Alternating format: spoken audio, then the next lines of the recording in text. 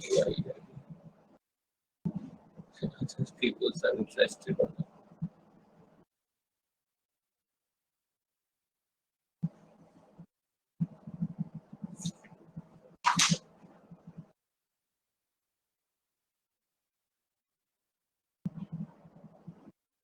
Okay. Shita and Pritam has come. One has come. Okay. Anybody else? Okay.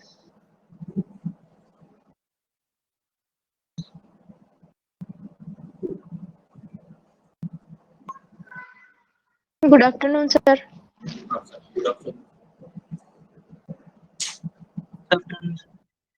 Good afternoon. We'll wait for few minutes, है ना, for everybody to join in, and we will start. है ना, we will start with problems again. Tomorrow we will finish the rest of the problems today. Gaseous state, we'll continue with liquid state and move on to the thermodynamics part. Okay. तो पहले gases states की जितनी भी problems रह गई हैं वो हम पहले कंप्लीट करेंगे, फिर उसके बाद हम लिक्विड स्टेट थोड़ी सी थ्योरी ब्रीफली आपको बता देंगे। ऑल्दो लिक्विड स्टेट से आप लोगों को अभी तक कोई नीड में प्रॉब्लम्स आई नहीं है, बट स्टिल थोड़ा सा आप समझ लें इन केस कभी आ जाए दोबारा से। ब्रीफ में, बहुत ब्रीफ में इंपॉर्टेंट चीजें लिक्विड स्टेट से रिलेटेड हम समझ लेंगे, ठीक है। और फिर थर्मोडायनामिक्स पे हम शिफ्ट हो जाएंगे, ठीक है। थोड़ा सा अच्छा, everybody please tell me whether you need theory part again, मतलब थ्योरी पार्ट पे अलग से अच्छे से एक्सप्लेन करूं कि should be focus on problems more? दोनों सर थ्योरी भी थोड़ा चाहिए तो। आप प्लीज थोड़ा जोर से बोलो, है ना सर। थ्योरी सर प्रॉब्लम्स थोड़ा ज्यादा और थ्योरी थोड़ा कम होने से चलेगा, मतलब लेकिन चले, जो थ्योरी चाहिए होगा। ठीक है ठीक है। थ्योरी तो मैं बता दूंगा, इंपॉर्टेंट कॉन्सेप्ट्स जल्दी से गो थ्रू हो जाएंगे हम, ठीक है, जिससे आपका कोई कॉन्सेप्ट मिस ना हो गया हो या कुछ मिस इंटरप्रिटेशन ना किया हो कभी कॉन्सेप्ट्स में, तो बहुत जल्दी से बता दूंगा थ्योरी। बट इन केस किसी पार्ट में दिक्कत हो तो आप स्पेसिफिकली मुझसे पूछ लीजिएगा रोक कर, ठीक है। थ्योरी में जल्दी से करूंगा, ठीक है। ओके एंड ठीक है। और प्रॉब्लम्स हम फोकस करते हैं प्रीवियस ईयर्स की प्रॉब्लम से, क्या है ना, ऑल इनकम पासिंग हो जाएगा हमारा सारा चीज। किसी ने अगर पहले, ठीक है, इसके अलावा भी अभी ये टॉपिक्स जल्दी फिनिश करते हैं, इसके अलावा भी मैं अदर प्रॉब्लम्स भी ऐड करवाऊंगा आप नेक्स्ट टाइम से। आज प्रीवियस ईयर से खत्म करते हैं, फिर नेक्स्ट टाइम से कुछ रैंडम प्रॉब्लम्स भी पिक करते रहेंगे जिससे आपका पुराना पार्ट रिवाइज होता रहे, ठीक है। ओके ठीक है, आई थिंक सारे लोग आ गए हैं, लोग को आना था। 1-2 मिनट और वेट करते हैं, एनीबॉडी वांट्स टू कम, है ना। हम प्रॉब्लम्स करेंगे जिससे आपको, ठीक है। और बाकी everybody can start doing this problem जो हमने अभी इस पर दिखा रखी है, फर्स्ट प्रॉब्लम, ठीक है। फर्स्ट प्रॉब्लम ये पार्ट की, फर्स्ट सेकंड थर्ड,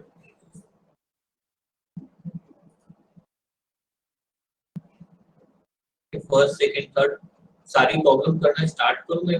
1-2 मिनट और वेट करता हूं, if anybody wants to come, नहीं तो हम फिर सॉल्व कराना स्टार्ट करते हैं। आसान क्वेश्चंस हैं बहुत ही, आई डोंट थिंक देखो कराने की जरूरत पड़ेगी आपको।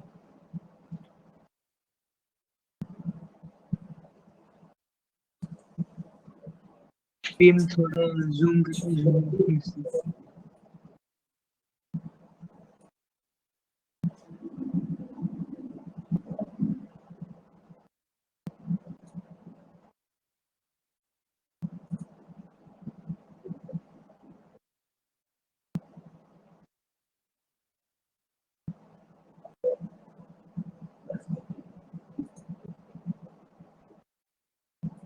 ठीक है,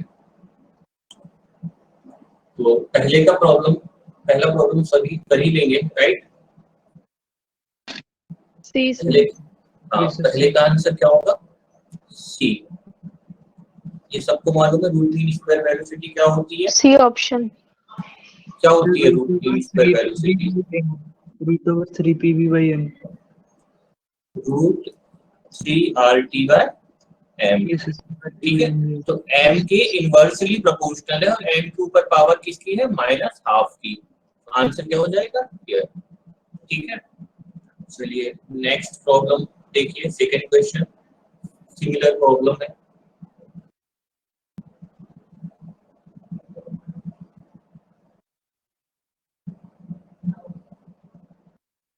ऑप्शन बी।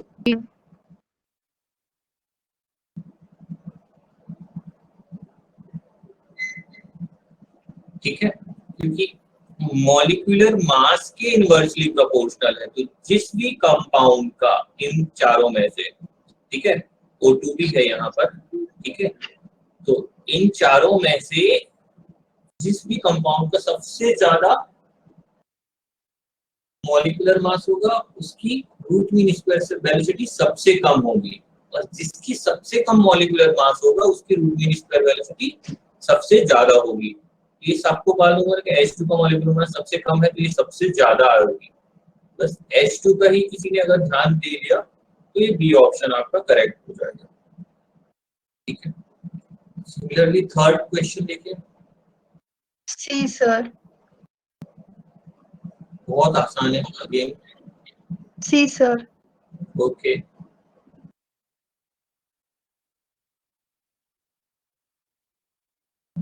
कौन सा स्टेटमेंट इनकरेक्ट है? ये ध्यान रखना, इनकरेक्ट स्टेटमेंट पूछा है।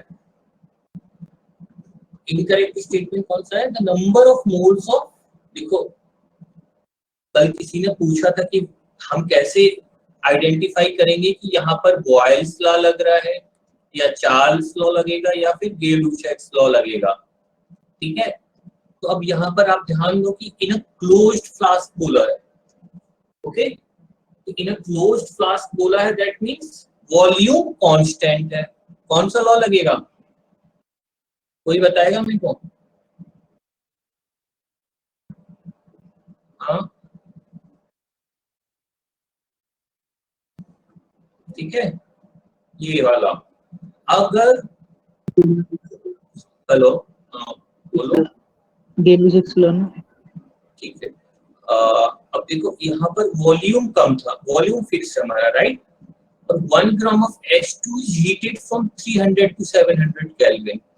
तो अगर टेम्परेचर हम चेंज कर रहे हैं तो इसमें हमें डायरेक्टली याद है कि P is directly proportional to temperature. If P is directly proportional to temperature, that means with increase in temperature, pressure will also increase. Okay?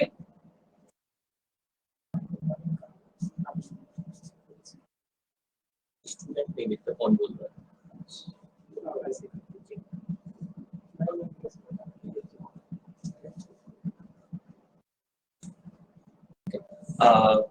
तो इस पर प्रेशर का समझ में आया कि प्रेशर इंक्रीज हो जाएगा। ठीक है, ये सबने ध्यान दिया होगा कि काइनेटिक, अगर टेम्परेचर बढ़ेंगे तो काइनेटिक एनर्जी भी बढ़ेगी मॉलिक्यूल्स की। काइनेटिक एनर्जी बढ़ेगी तो वो कोलाइड भी वॉल से बहुत ज्यादा करेंगे। तो ये तीनों स्टेटमेंट करेक्ट हो गए। लेकिन जब क्लोज्ड फ्लास्क में गैस हमने इंसर्ट की है, यहाँ पर गैस यहाँ पर हीट कर रहे हैं, तो यहाँ पर कोई रिएक्शन थोड़ी हो रही है जिसकी वजह से मोल्स चेंज हो जाएंगे। ठीक है ना, मोल्स कांस्टेंट रहेंगे। तो ये वाला हमारा सी वाला ऑप्शन क्या हो गया? इनकरेक्ट। ठीक है, चलिए फोर्थ क्वेश्चन करिए ये।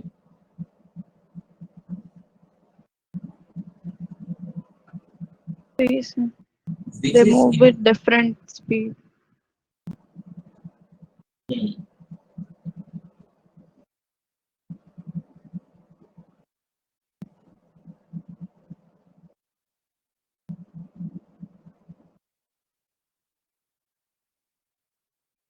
सबने कर लिया?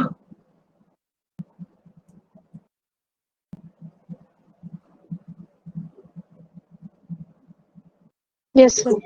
हाँ, क्वेश्चंस देखो बहुत, अगर कोई अटेम्प्ट नहीं कर रहा है तो please try to attempt it. Just मेरे आंसर का वेट मत करो, मेरा मैं क्या आंसर देने वाला हूँ, एटलीस्ट फॉर दैट टाइम, जितना टाइम 30 सेकंड में आपको दे रहा हूँ सोचने के लिए, 30 सेकंड, और अगर आपको ज्यादा चाहिए तो ऐसा बताइए, हम 1 मिनट भी दे दूंगा मैं। लेकिन खुद से ट्राई करोगे तो आपके कॉन्सेप्ट बहुत क्लियर हो जाएंगे, ठीक है। और ये अगर यही क्वेश्चन ही रिपीट हो गया, देखो क्वेश्चंस ऐसे ही आएंगे बट लिटिल बिट उनकी लैंग्वेज बदलते रहेंगे। तो अगर आपका कॉन्सेप्ट क्लियर हो गया तो आप किसी भी टाइप का क्वेश्चन कर लेंगे उस कॉन्सेप्ट का। तो इसीलिए खुद से ट्राई करिए, जब तक खुद से ट्राई नहीं करेंगे ना तो प्रॉब्लम नहीं हो पाएगी आपसे सॉल्व। आपका application of mind is very much important. Okay, ठीक है। बताइए अब यहाँ पे which is incorrect in case of an ideal gas? It can not be converted into a liquid, ये करेक्ट है। ओके, क्यों नहीं कन्वर्ट हो सकता? सेकेंड ऑप्शन जो लिखा हुआ है ना, there is no interaction between the molecules, ये हमने एज्यूम किया हुआ था आइडियल गैस में, काइनेटिक थ्योरी में, याद है? तो अगर हमने ये एज्यूम किया हुआ है कि नो इंटरेक्शन, भाई लिक्विड में तो इंटरेक्शन होना जरूरी होता है ना, अगर लिक्विड होगा तो, ठीक है। तो it can not be converted into a liquid, this is true, second option is true. लेकिन ये जो इसके पहले थर्ड के पहले फोर्थ देखो, at a given temperature PV is proportional to the amount of gas, ये कौन सा लॉ है? Boyle's law.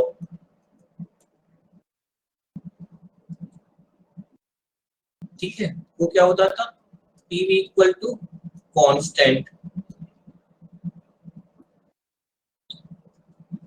ठीक है। ये समझ में आया सबको? पीवी इक्वल टू कांस्टेंट था। और एक और लॉ हमने कौन सा पढ़ा था?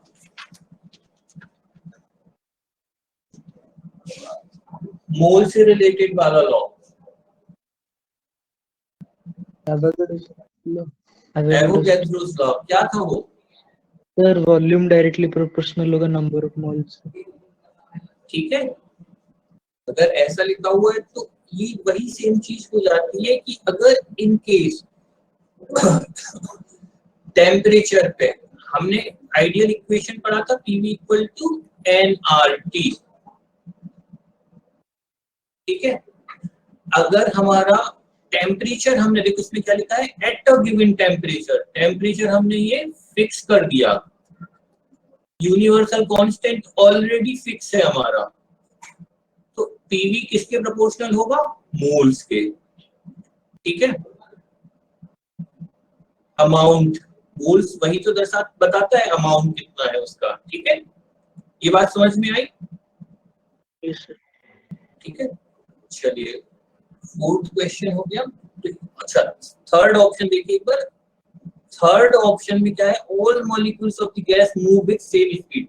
कल मैंने जब स्पीड का बताया था आपको, परसों सैटरडे को, तो उसमें मैंने बताया था कि ये बॉल्स वाले जो अराउंड मोल पार्टिकल्स होते हैं और जो इनसाइड पार्टिकल्स होते हैं आइडियल गैस में कंटेनर में, तो इनकी सबकी स्पीड अलग अलग होती है, ठीक है ना। ये जो हम root mean square speed, most probable speed या मीन स्पीड क्यों पढ़ते हैं? क्योंकि सबकी स्पीड अलग अलग होती है ना, तभी तो हम ये ग्राफ पढ़ा था हमने ऐसे कि यहाँ पर मोस्ट प्रोबेबल स्पीड आएगी, फिर रूट मीन स्क्वायर आएगी, फिर मीन स्पीड आएगी, याद है एवरेज? चलिए क्वेश्चन आएगा तो मैं उसमें बता दूंगा ये चीज और दोबारा से। चलिए इससे पहले फिफ्थ क्वेश्चन कर लेते हैं। दिख रहा है ना फिफ्थ क्वेश्चन?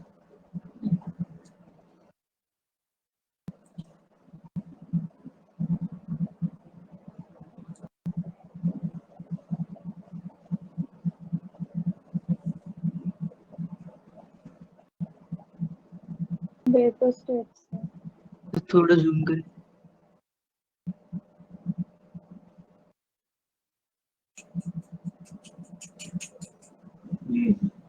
बाकी और लोगों को एक बार ट्राई कर लेने दो। सर थोड़ा जूम करिए। तो स्क्रीन जूम कर दो। ओके, अब विजिबल है? Yes sir. ओके,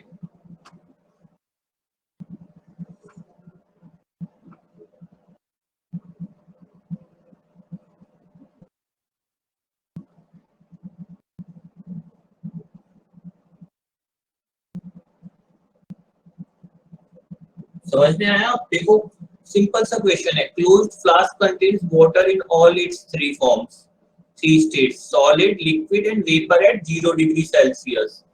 ठीक है, in this situation the average kinetic energy of water molecules will be, किसमें सबसे ज्यादा होती है याद करो, हमने जब पढ़ा था सॉलिड स्टेट होता है, सॉलिड में मूव नहीं कर सकते पार्टिकल, एक ही जगह होते हैं। अगर ऑप्शन लिक्विड, बी, राइट, सब डी ऑप्शन वेपर स्टेट। इसमें सबसे ठीक है ना। ज्यादा होगा। गैस वेपर स्टेट जो होता है उसमें मॉलिक्यूल्स इधर उधर बड़े आसानी से मूव कर सकते हैं, तो वेपर स्टेट उनकी, वेपर स्टेट में उनका काइनेटिक एनर्जी सबसे ज्यादा होगी क्योंकि उनकी स्पीड सबसे ज्यादा है वेपर में स्टेट में, राइट। चलिए 6th क्वेश्चन मूव कर रहा हूँ, किसी को कुछ पूछना हो तो मेरे को रोक लेना, ठीक है। Internal energy and pressure of a gas per unit volume are related as, इसको डिराइव करिए एक बार। वैसे तो कई लोगों को याद होगा कि ये क्या होता है रिलेशन, इन केस याद नहीं है तो बहुत आसानी से इसको निकाला जा सकता है। 2/3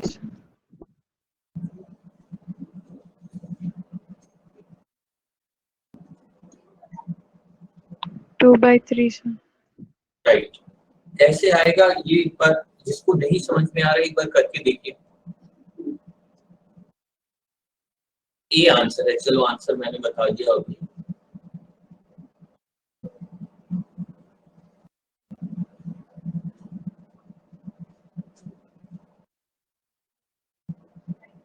ठीक है, हमने kinetic energy, kinetic theory of gases सब पढ़ी थी, तब उसके बाद हमने ये इक्वेशन आइडेंटिफाई किया था 1/3 मास मोल्स mc², याद है सबको? ठीक है, यस सर। अगर यस सर। हाँ, अगर मास को मोल से मल्टीप्लाई किया जाता है तो वो क्या हो जाता है, मॉलिक्यूलर मास। निकल के आएगा क्या?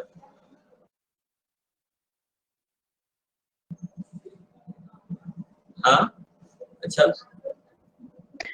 ये अगर moles, half mc² no sir. Moles बराबर m/m होता है, sir 1/3 m into u square आ जाएगा। हाँ क्या बोल रहे हैं? 1/3 mr हाँ। स्क्वायर। देखो इसको ना सिमिलरली हम ऐसे लिख सकते हैं, इसको सिंपल सा हमने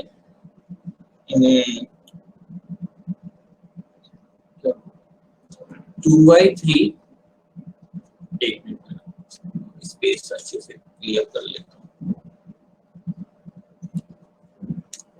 ठीक है। इसको हम ऐसे लिखते हैं, अगर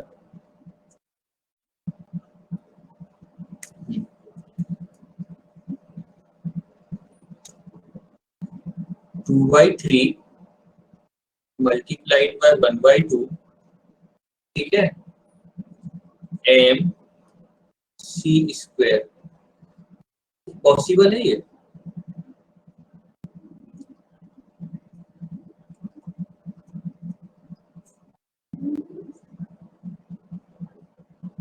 दिख रहा है ना सबको? ये Yes, कैसे sir. किया हमने? हाँ, पहले एक बार फिर से ये वाला कॉन्सेप्ट बता देता हूँ आपको।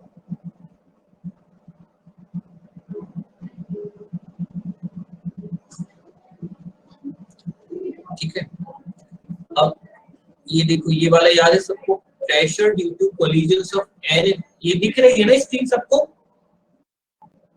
Hello, yes sir. ये वाला याद है?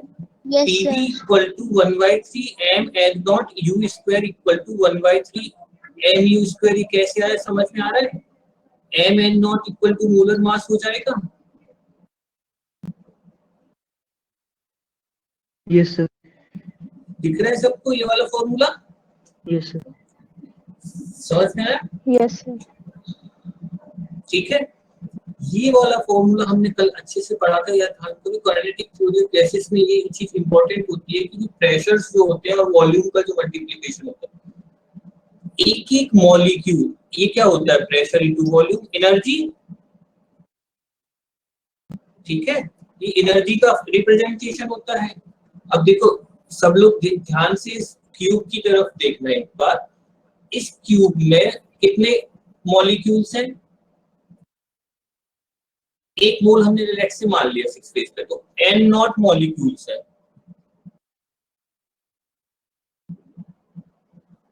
है कि नहीं? Yes, sir. ठीक है, अगर एवोगैड्रोस, अगर ये मॉलिक्यूल्स आपस में जब कोलाइड करा रहे होते हैं तो वो जो इंटरनल एनर्जी जनरेट होती है, वही इंटरनल एनर्जी इस क्वेश्चन में हम जनरेट क्वेश्चंस को निकालने की कोशिश कर रहे हैं कि वो प्रेशर के कितने वॉल्यूम से रिलेट होकर आएगी, ठीक है। यहाँ पर हम बस वही इंटरनल एनर्जी निकालने की कोशिश कर रहे हैं, जो मॉलिक्यूल्स उस बॉक्स में जो इधर उधर मूव कर रहे हैं उसे ही इंटरनल एनर्जी बोलेंगे, ठीक है। ये बात समझ में, देखो क्वेश्चन में पूछा था हमसे pressure of a gas per unit volume, ठीक है। तो ये हमने एनर्जी हो गई हमारी 2/3 E, और प्रेशर हमने क्या पूछा था उन्होंने, पर यूनिट वॉल्यूम, तो वॉल्यूम का E यूनिट कितना लिया, वॉल्यूम की यूनिट कितनी ली 1 पर यूनिट वॉल्यूम, V को हमने कर दिया 1, तो ये आ जाएगा P इक्वल टू 2/3E। समझ में आया ये वाली चीज, थोड़ी थोड़ी तो आई होगी, है ना। नीट वालों के लिए इतनी डिटेल में जरूरी नहीं होता है, बट इम्पोर्टेंट कॉन्सेप्ट है, तो थोड़ा सा ध्यान रखिएगा इसको, ठीक है। ये रिलेशन ही बस इतना ध्यान रखो लोग ना, तो आंसर हो जाएगा आपका, ठीक है। चलिए 7th क्वेश्चन करिए।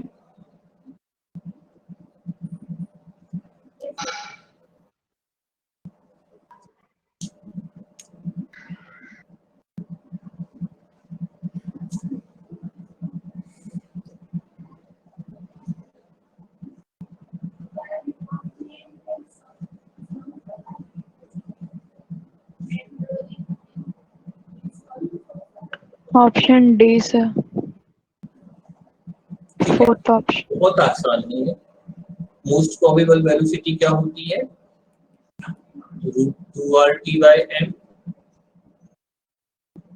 मीन वेलोसिटी क्या होती है, या एवरेज लिख देंगे, √8RT/πm, और v root mean square velocity कितनी होती है, कोई बोल रहा है, √3RT/m। 3RT/m. ठीक, अगर इन सबका रेशियो रखें तो √RT/m कैंसिल हो जाएगा, √2:8/π/√3 रेशियो आ जाएगा, ठीक है। आसान क्वेश्चन है, अगर किसी को भी ये वैल्यूज मालूम है, ठीक है। चलिए नेक्स्ट क्वेश्चन, 8th क्वेश्चन करिए।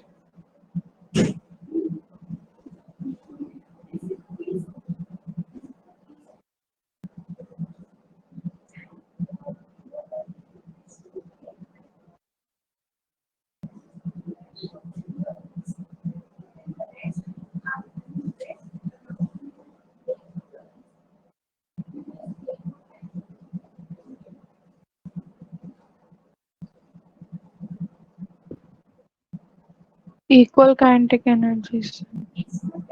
ओके, क्यों? Because it depends only on temperature. No, sir. Right,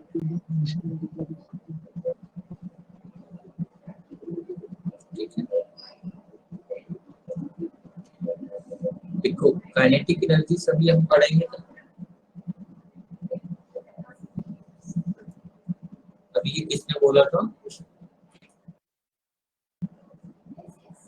कौन बोला था अभी ये करेक्ट काइनेटिक एनर्जी वाला आंसर, हिमांशनी, sir. ओके। हाँ हिमांशनी, तो जैसे हिमांशनी ने बोला ना अभी,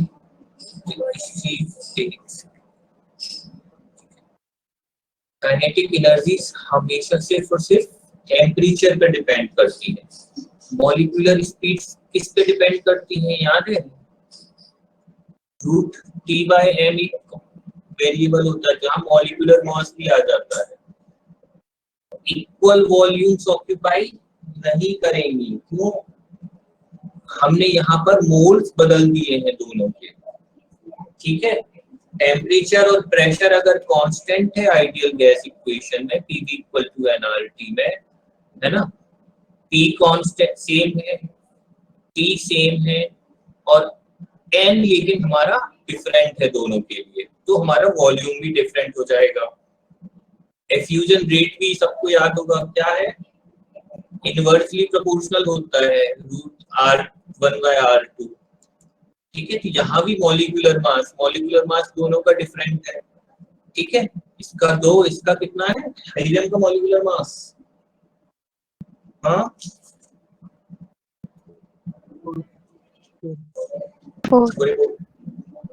कोई एक जन बोल दिया करो यार, ट्राई किया करो बोलने का, जितना ज्यादा इंटरेक्टिव रहेगा मेरे को भी पढ़ाने में उतना ज्यादा मजा आएगा और उतने अच्छे से पढ़ा पाऊंगा मैं। आपको सबसे ज्यादा इंटरेक्शन में बहुत फायदा होगा, ठीक है। तो ठीक है, ये क्वेश्चन समझ में आए सबको, ठीक है। 9th क्वेश्चन करिए फिर।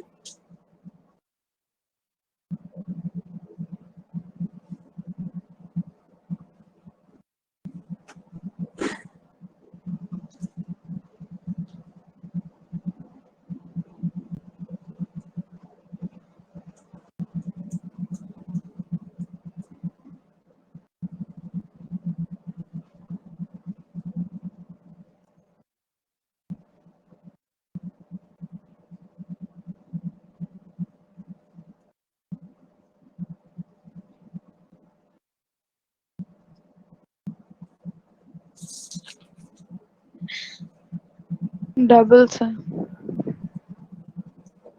ठीक है,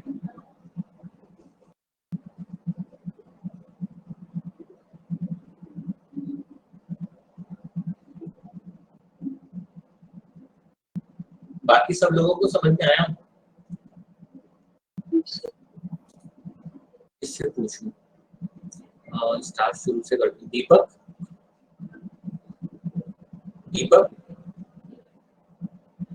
दीपक नहीं है क्या?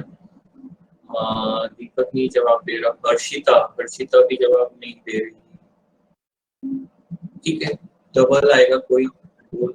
Yes sir. हाँ हर्षिता बोलेगा। डबल आपको समझ में आ गया ना? Yes sir. कैसे किया आप एक बार एक्सप्लेन करो। Which one sir? Ninth one. 9th one, right? How did you do it? √3RT/m equation formula is √3RT/m, right? But the temperature is given in degree Celsius. We have to convert it into Kelvin. Okay? 27 degree कितना हो जाएगा? 300 kelvin. 300. ये कितना हो जाएगा? 1200 kelvin. 1200. Okay, तो दोनों में रेशियो में कितने का हो जाएगा?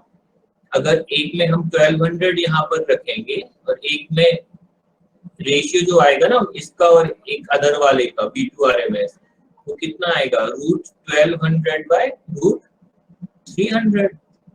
ये 4 टाइम्स कट गया, √4 मींस ट्वाइस, 1/100. ठीक है। तो डबल हो जाएगी। ये बात समझ में आई सबको? Yes, इसको sir. नहीं आई प्लीज आस्क, ठीक है। मैं थोड़ा सा हायर स्पीड में जा रहा हूँ, इन केस आपको नहीं समझ में आ रहा तो प्लीज रोक लेना यार, बिल्कुल भी डू नॉट हेजिटेट, ठीक है। 10th क्वेश्चन करिए।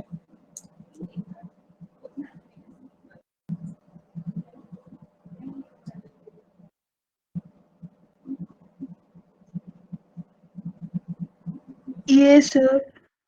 Kilojoule.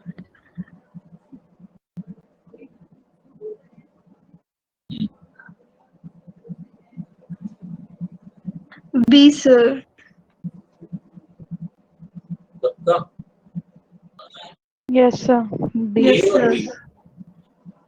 B exam sir. में इस जल्दबाजी में आपको थोड़ी सी भी जल्दी कर दी तो पीरियड का ध्यान भूल गए, यूनिट बहुत केयरफुली पढ़िए, ठीक है, कौन सी यूनिट लिखी हुई है, तो वहां पर आपकी कौन सी यूनिट आएगी।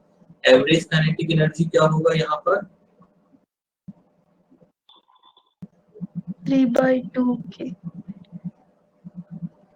3/2 RT by by n. NA.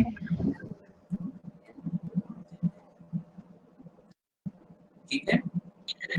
Yes, क्यों एन से डिवाइड क्यों किया, कोई बताएगा मेरे को, जिसने अभी बोला वो छोड़ के। Per molecule, no sir. Yes, question is asking for per molecule average kinetic energy, ठीक है। For 1 mole average kinetic energy is 3/2 RT. If it's asking 1 per molecule, we'll have to divide by Na, Avogadro's number.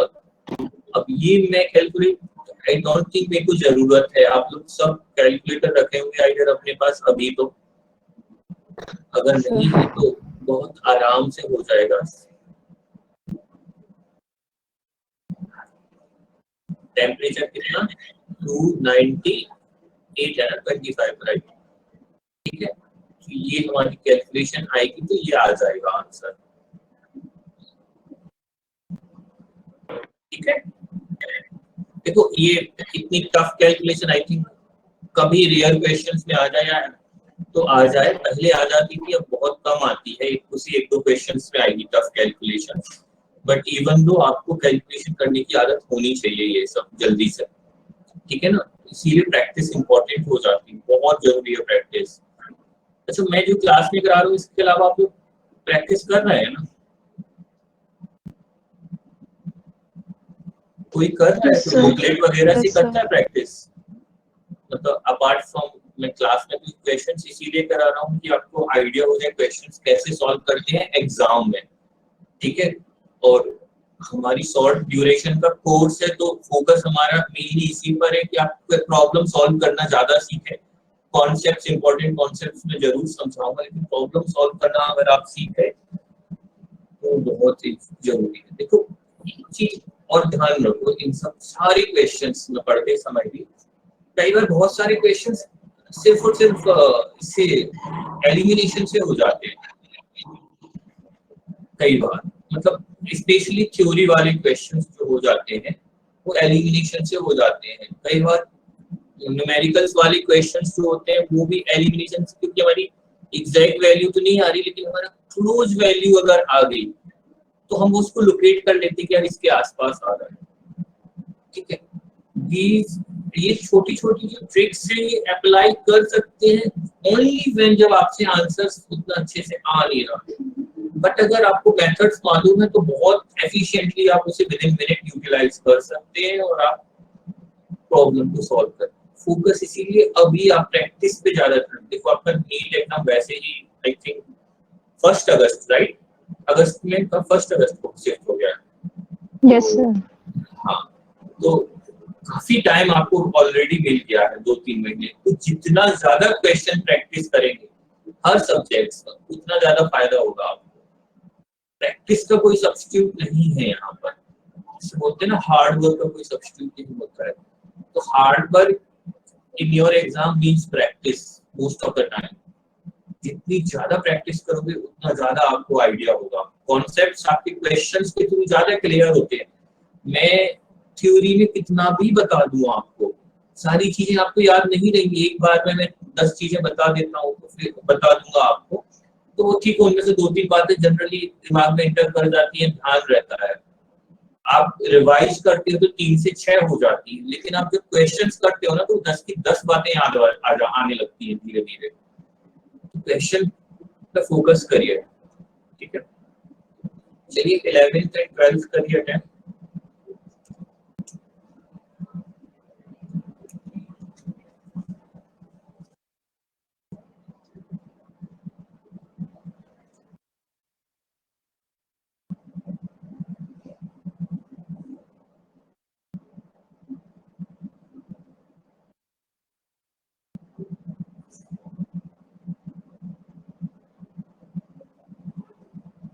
Again थोड़ा सा calculation wise tough है।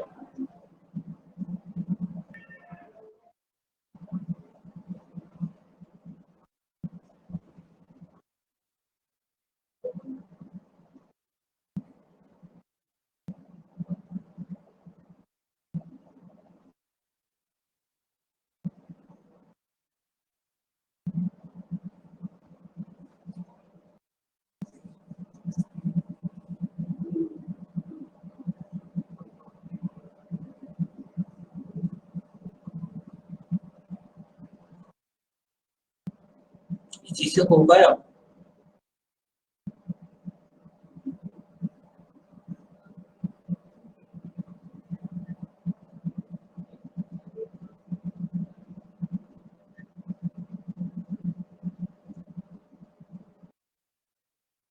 नहीं हो पा रहा।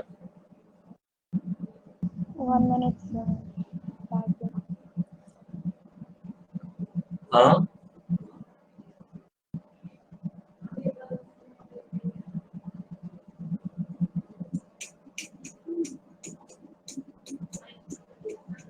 चलिए, Sir, very big answer, sir. Very big calculation. हाँ Around 800, sir. नहीं 800 नहीं, answer would be 620 degree Celsius. ठीक है, क्वेश्चंस क्या है देखो, रेट ऑफ एफ्यूजन जो होता है आपने पढ़ा था ना यहाँ पर,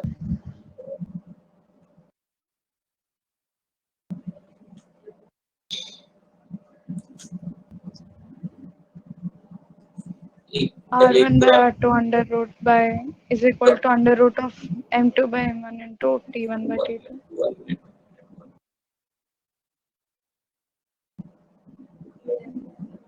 ठीक है, चलिए यहाँ पर नहीं है वो क्वेश्चन, आई थिंक फिर भी मैं यहाँ पर करके दिखा देता हूँ। देखो वेलोसिटी आपकी एक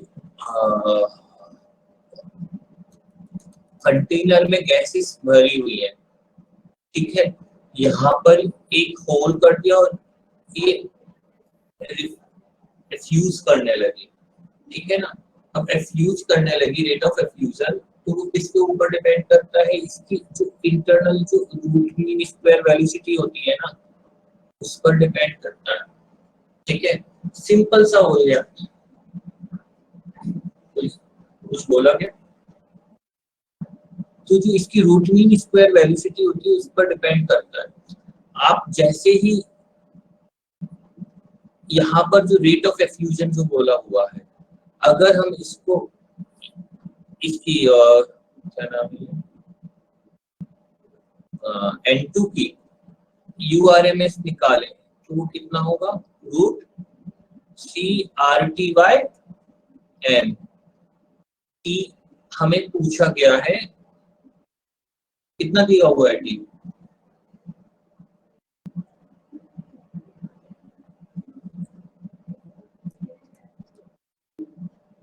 देखिए यहाँ पर जो ये SO2 है, SO2 का मास कितना होगा? 64. पक्का? ठीक है, कितने पे बोल रखा है? 500 degree Celsius, that means 773 kelvin. ठीक है, मल्टीप्लाइड बाय मास इसका बोला हमने 64, ये हो गया कैलकुलेशन SO2 के लिए। ठीक है, अगर हम यही सेम कैलकुलेशन सेम कैलकुलेशन इसके लिए करें N2 के लिए, तो ये यहाँ पर हमने देखा 3R इंटू टेम्परेचर पूछा है, किस टेम्परेचर पे? N2 का मास कितना है? 28। ठीक है, और टेम्परेचर पे पूछा है किस टेम्परेचर पर ये 1.625 टाइम्स हो जाएगा। ठीक है, अगर N2 और SO2 का रेशियो जो है इसका UN2 डिवाइडेड बाय SO2 वही रेट होगा। ये कितना दे रखा है? 1.625। इसको इक्विवेलेंट कर देंगे हम इन दोनों के रेशियो से, तो under root 3RT/28 divided by under root 3R multiplied by 773 divided by 64। ठीक है, ये जो रेशियो हम निकालेंगे इससे इस टी को, अब निकाल लेंगे तो मैं निकाल कर बताऊं कैलकुलेशन। ठीक है ना, आप लोग कैलकुलेशन कर लेंगे। आप इसमें फिर से बता दें। So 893 Kelvin will get, sir. Yes, sir. We get. You got it? Answer आया 893 केल्विन Yes. आया होगा, राइट? हाँ, और उसको हमें फिर again Yes, degree sir. Celsius में कन्वर्ट करना पड़ेगा, तो that will be 620 degree Celsius. ठीक है, देखो अभी तो यहाँ पे उन्होंने 620 डिग्री सेल्सियस ऑप्शन में दे रखा है, अगर इन केस वो सीधा यहाँ पर 893 डिग्री सेल्सियस लिख देते तो हो सकता है आप ये आंसर मार्क कर दें। तो इसलिए केयरफुली यूनिट का केयरफुल रहना है आपको हमेशा। ठीक है, चलिए नेक्स्ट क्वेश्चन पे शिफ्ट होते हैं। ये समझ में आया है ना सबको? थोड़ा सा Yes, sir. Yes, sir. Relation है।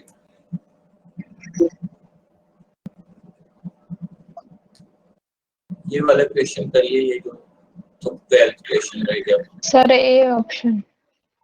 बहुत आसान है। अभी शायद आई थिंक हिमांजलि ने इसका आंसर दिया थोड़ी देर पहले। Temperature. Right, kinetic energy It molecular only मास पे depends on डिपेंड नहीं temperature. करती, it only depends on temperature. जब टेम्परेचर ही सेम है तो काइनेटिक एनर्जी भी गॉट इट? Same होगी. ठीक है, Yes, sir. चलिए 13 क्वेश्चन। अरे यार थोड़ा सा ब्लर्ड है, इज इट रीडेबल या मैं रीड कर लेता हूँ एक बार फिर से। If a gas expands at constant temperature, it indicates that kinetic energy of molecule, first option is kinetic energy of molecules remains the same. Again same Yes, चीज sir. Repeat कर रहा है ना? हाँ, Yes, sir. ठीक है, ये question skip करते हैं क्योंकि ये सबसे बन जाएगा। 14 पर आ जाते हैं। The energy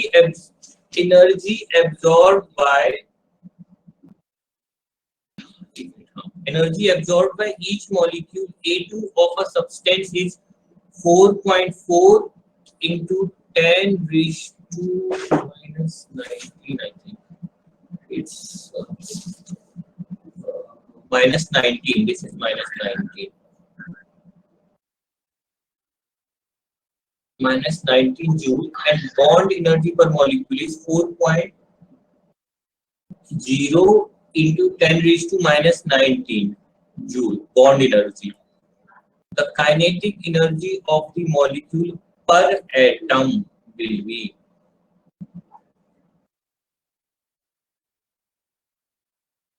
option is 2.2 into 10 raised to minus 19. Okay. Minus 19. This is 2.0 into minus 10 raised to minus 19 joule. This is minus 20. This is again minus 20 joule. 4.0, 2.0. ठीक है, करिए इस क्वेश्चन को ट्राई।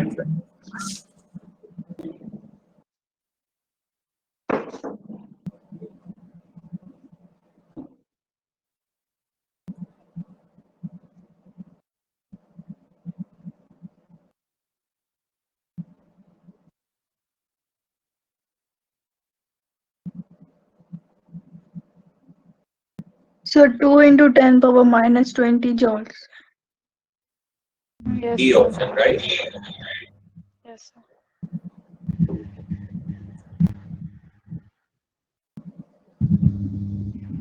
देखिए whoever has not understood, जिसको भी समझ में नहीं आया है ना, प्लीज केयरफुली लिसन। ठीक है, क्वेश्चन क्या है, A2 मॉलिक्यूल है। ठीक है, जब हमने इस पर लाइट एक एनर्जी एब्जॉर्ब की h nu की, ये 2 यूनिट A में कन्वर्ट हो गया। ठीक है ना, दैट मींस A के बीच में जो बॉन्ड था, इस बॉन्ड को उसने ब्रेक किया और इंडिविजुअल एटम्स फॉर्म हो गए। ठीक है, A प्लस A लिख दिया मैंने। अब जब A2 मॉलिक्यूल ने 4.4 इतनी एनर्जी एब्जॉर्ब की थी और बॉन्ड तोड़ने में, बॉन्ड को ब्रेक करने में 4.0 एनर्जी स्पेंड कर दी, तो बची कितनी? 4.4 minus 4 into 10 raised to minus 19. 0.4 into 10 power minus 0.4 into 10 raised to minus 19. अगर इतनी एनर्जी बची तो that energy will go into the kinetic energy of the individual atoms, ठीक है। per लेकिन molecule. यहाँ पर क्वेश्चन इज पर एटम, तो 2 एटम में फॉर्म कन्वर्ट हो गया ये मॉलिक्यूल, तो इसको 2 से हम डिवाइड कर देंगे, that will be 0.2 into 10 raised to minus 19 joule.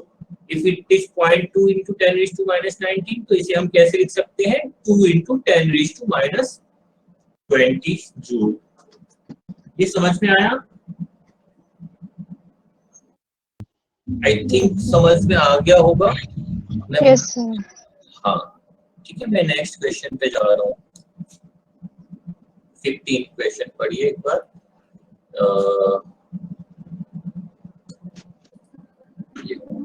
By what factor does the average velocity of a gaseous molecule increases So when 1.4. बड़ी जल्दी कर लिया, ठीक है, बहुत आसान है। Velocity is directly proportional to root t. So ठीक है, बस इससे हो जाएगा, बहुत आसान है। डबल कर दिया तो √2 टाइम्स हो जाएगी। √2 कितना होता है, 1.414, ये कितना हो गया 1.4।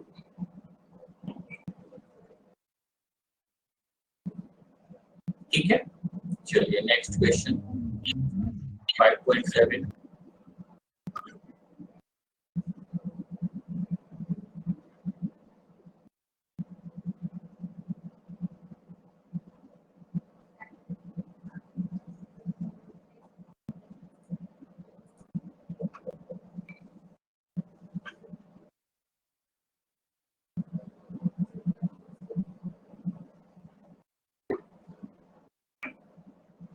फर्स्ट क्वेश्चन का answer sir, that is t plus a by v square, no sir?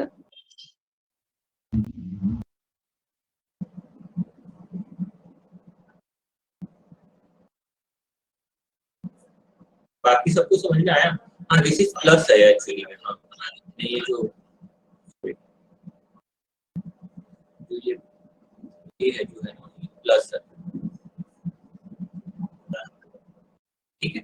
ये बताया था मैंने उस टाइम भी, ये इंटरमोलिकुलर फोर्सेस के लिए ये वाला टर्म होता है। वंडर वाल्स इक्वेशन क्या पढ़ा था हमने, v एक मोल के लिए v plus a by v square into v minus v equal to RT. This is for per mole, for 1 mole, ठीक है। n की वैल्यू अगर n करना तो फिर यहाँ पे n स्क्वायर, यहाँ पे माइनस n भी, यहाँ पे nRT आ जाएगा, ठीक है। अगर ये समझ में आ गया ना सबको, ठीक है। ये वाला पार्ट जो होता है ये इसको अकाउंट करता है उसके रियल वॉल्यूम को, और ये वाला जो पार्ट होता है जो इंटरमोलिकुलर फोर्स को। अगेन मैं फिर से रिपीट कर रहा हूँ, हमने आइडियल गैस जब रियल गैस को आइडियल गैस इक्वेशन बनाया था तो हमने 2 एजम्पशंस लिए थे कि गैस में इंटरमोलिकुलर फोर्स 0 होते हैं। रियल गैस में एक्चुअली में ऐसा नहीं होता है, कुछ ना कुछ होता है इंटरमोलिकुलर फोर्स, ठीक है। एक सेकेंड एजम्पशन था हमारा कि जो volume of the gas particles है वो कंटेनर के रिस्पेक्ट में ऑलमोस्ट नेग्लिजिबल है, ठीक है। तो अगर कंटेनर के रिस्पेक्ट में नेग्लिजिबल है तो वो आपस में जब मूव कर रहे होते हैं तो वो एक दूसरे को अफेक्ट नहीं कर रहे होते हैं उतने ज्यादा। बट रियलिटी में कुछ ना कुछ हमेशा उनका वॉल्यूम होता है जब वो मूव करते समय कोलाइड करते हैं और एक दूसरे को अफेक्ट करते हैं, ठीक है ना। तो उस वॉल्यूम को हमें एक्सक्लूड करना होता है जब हम उसको अकाउंट करते हैं आइडियल गैस इक्वेशन से रियल गैस में, ठीक है। तो रियल गैस इक्वेशन में उस वॉल्यूम को अकाउंट करने के लिए हम ये वाला वॉल्यूम माइनस कर देते हैं। ये क्या बोलते हैं इसे जनरली, टू वॉल्यूम, B की वैल्यू क्या होती है जनरली 4B, ठीक है, बड़ा होगा, ठीक है, बताया था शायद मैंने, ठीक है, बता दूंगा अगर इन केस फिर से क्वेश्चन आएगा भी और बता दूंगा, ये ध्यान रखिएगा। चलिए नेक्स्ट क्वेश्चन करिए, second question. So high temperature and low pressure, these तो कल ही बताया था, ठीक है। अगर देखो अभी ये दो एजम्पशन फिर से ध्यान करो कि इन दो एजम्पशन थे, इंट्रामॉलिक्यूलर फोर्स और एक था को वॉल्यूम वाला। अगर हम टेम्परेचर हाई कर दें तो जो इंटरमॉलिक्यूलर टेम्परेचर की वजह से उनकी वेलोसिटी बहुत हाई हो जाएगी, उस कंटेनर के अंदर मॉलिक्यूल्स बहुत स्पीड से घूमेंगे, इंटरमॉलिक्यूलर फोर्स और वीक हो जाएंगे आपस में, एक दूसरे मॉलिक्यूल के बीच के फोर्सेस। अगर ये और फोर्सेस वीक हो रहे हैं दैट मींस आइडियल गैस की तरह बिहेव करने लगा। ऐसे ही अगर हम प्रेशर लो करते जाएंगे तो वो उनका वॉल्यूम जो है वो इतने छोटे हो जाएंगे, कंस्ट्रेंट हो जाएंगे, ठीक है। ये बात समझ में आ गई? ये Yes, sir. हाँ, अब आ जाते हैं थर्ड क्वेश्चन पे। अगेन सेम क्वेश्चन है, ठीक है, ये हो ही जाएगा। जस्ट रिवर्स पूछा है इसका, ठीक है, इसका रिवर्स क्या हो जाएगा इस सेकंड क्वेश्चन का? Low temperature high pressure. ठीक है, अब पूछा है कि जब डेविएशन ज्यादा कब होगा? When is deviation more in the behavior of a gas? ठीक है,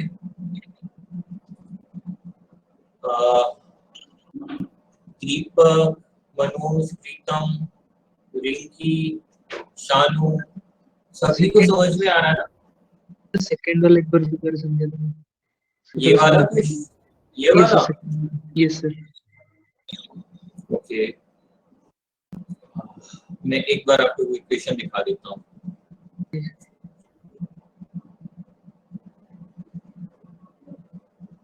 ये याद है वंडर वॉल्स इक्वेशन? ये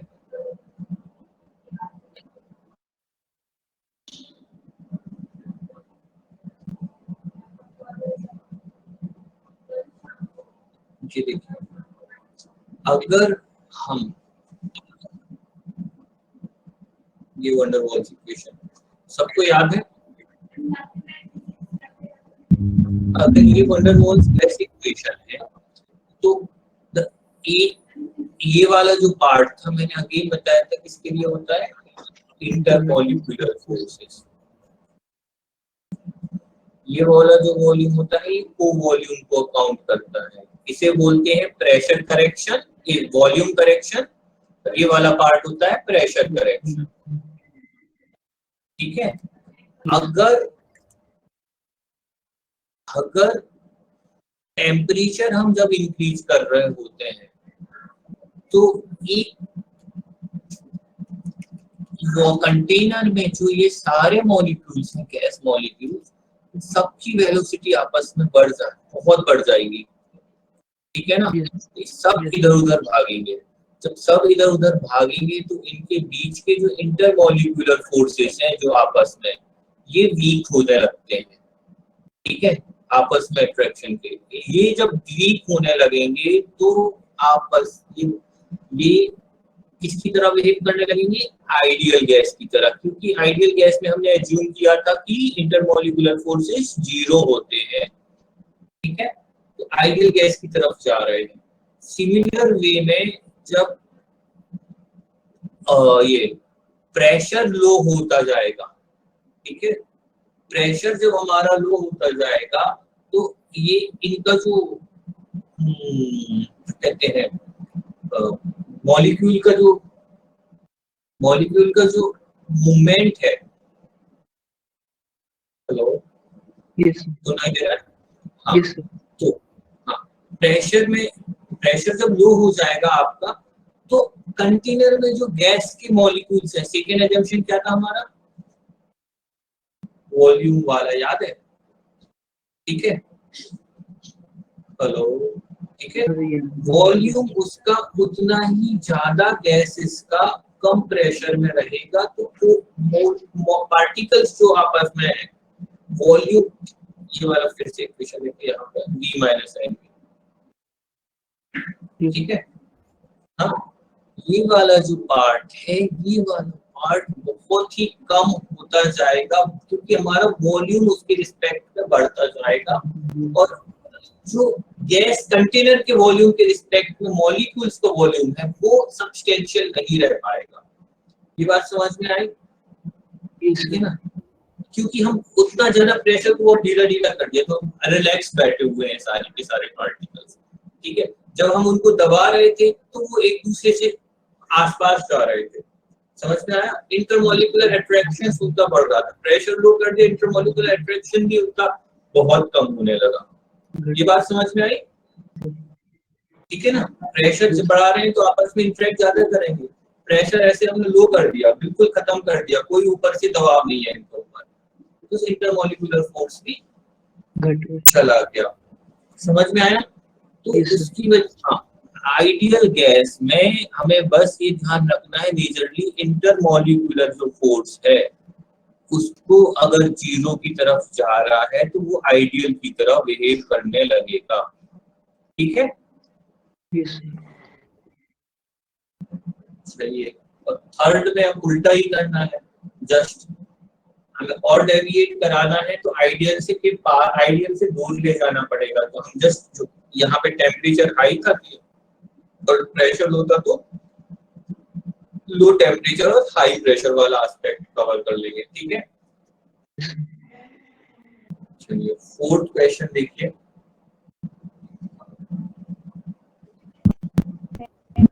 हो गया ये फोर्थ क्वेश्चन। नेक्स्ट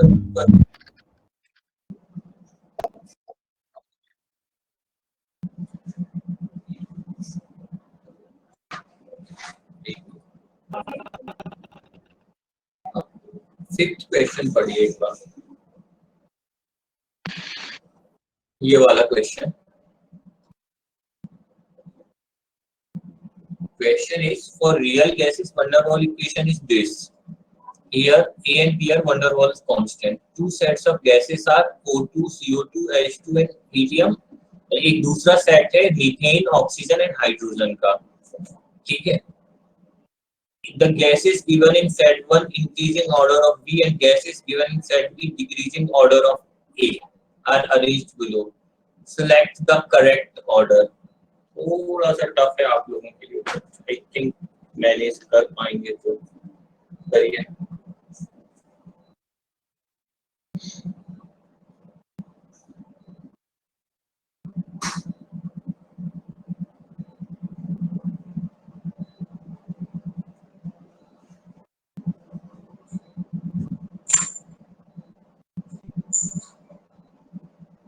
अच्छा, ए क्या रिप्रेजेंट करता है? ए intermolecular forces of attraction. ठीक है, इसमें ज्यादा होगा इंटरमॉलिक्यूलर फोर्स सेकंड सेट में, इस वाले सेट में CH4. देखिए जल्दी से,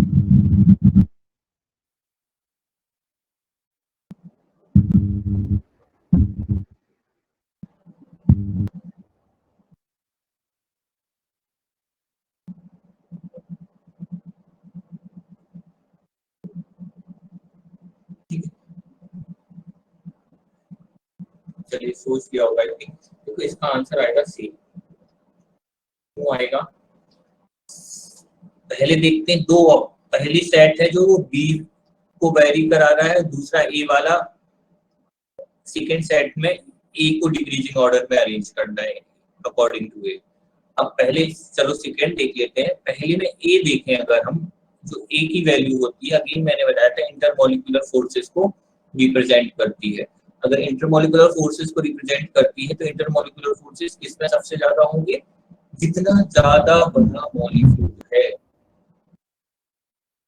ठीक है, यहाँ पर CH4 O2 NH2 कितने सारे मॉलिक्यूल्स, कितने सारे एटम्स हैं इसमें, 5 एटम आपस में, इन दोनों, हाँ, आपस में इनका इंटरेक्शन सबसे ज्यादा होगा। O2 की साइज बड़ी है तो फिर इसका होगा और फिर H2 का होगा, ठीक है। ऐसे ही B वाला जो होता है, अगेन मैंने बताया था ये 2 वॉल्यूम होता है, 2 पार्टिकल है, ये आपस में ऐसे टकरा रहे हैं, तो एक अगर मूव करेगा ऐसे, एक ऐसे ऐसे मूव कर रहा है और एक इसकी रेडियस ये है, तो ये जो इसके पार्ट में जो मूव कर रहा है जो, ठीक है ना, ये वाला हिस्सा, ये इस वाले हिस्से में जा रहा है, तो ये इसका हिस्सा भी हम डबल काउंट कर रहे होते हैं जब हम वॉल्यूम एस्पेक्ट को काउंट कर रहे होते हैं गैस के। ये बात देखो फिर से समझ में आओ, को वॉल्यूम वाली, ये मॉलिक्यूल्स हैं इतने सारे, ठीक है, और ये मॉलिक्यूल्स अगर कंटेनर के रिस्पेक्ट में इनका वॉल्यूम नेग्लिजिबल है, ठीक है, तो हमने इंडिविजुअल वॉल्यूम काउंट करके सारा वॉल्यूम यहाँ पर लिख लिया था V। लेकिन होता क्या है कि ये वॉल्यूम नेग्लिजिबल नहीं होता, जब ये आपस में मूव कर रहे होते हैं तो ये इधर उधर और भी दूसरे आर्टिकल्स का वॉल्यूम कंज्यूम कर रहे होते हैं, ठीक है। एक यहाँ पर है, ये ऐसे, और एक मॉलिक्यूल ऐसे है, तो ये ऐसे, ये वॉल्यूम है जो इसका, ये रेट देखो, ये सेंटर है, ये रेडियस है, तो जो ये एक्स्ट्रा वॉल्यूम जो हम काउंट कर रहे हैं, ये वाला पार्ट, ठीक है, क्योंकि हम पॉइंट साइज का एटम नहीं मान रहे हैं जो हम आइडियल गैस में मान रहे थे, रियल गैस में हम कुछ साइज मान रहे हैं, तो ये एक्स्ट्रा वॉल्यूम जो होता है इसे बोलते हैं को वॉल्यूम,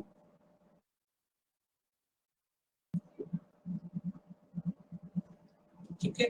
आइडियल गैस में सारे एटम्स पॉइंट साइज माने हुए हैं, बिल्कुल नेग्लिजिबल है, बहुत ही स्मॉल वॉल्यूम, जबकि रियलिटी में उनका कुछ ना कुछ वॉल्यूम होता है, और उस रियलिटी में जो एक्स्ट्रा वॉल्यूम ऑक्यूपाई करते हैं उस वॉल्यूम को वॉल्यूम बोलते हैं।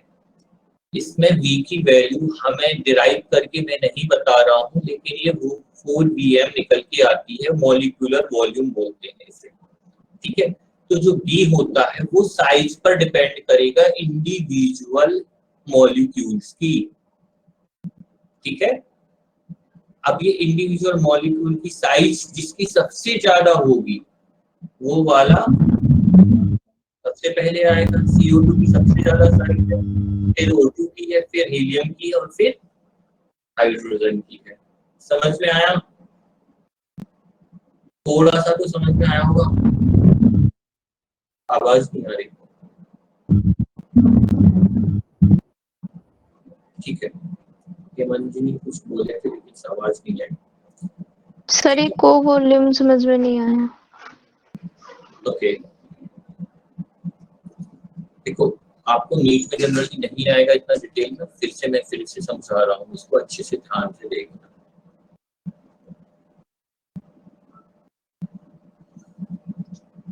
इस वाले पार्ट में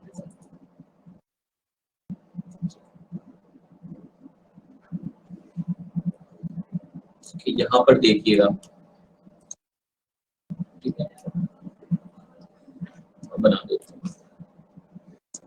हमने देखो जो वंडरवॉल कांस्टेंट जो B होता है उसको किसके लिए काउंट किया था कि रियल साइज जो होती है मॉलिक्यूल्स की एक उसमें आइडियल गैस की, वो हमने शुरू में काइनेटिक थ्योरी में एज्यूम की थी कि वो ऑलमोस्ट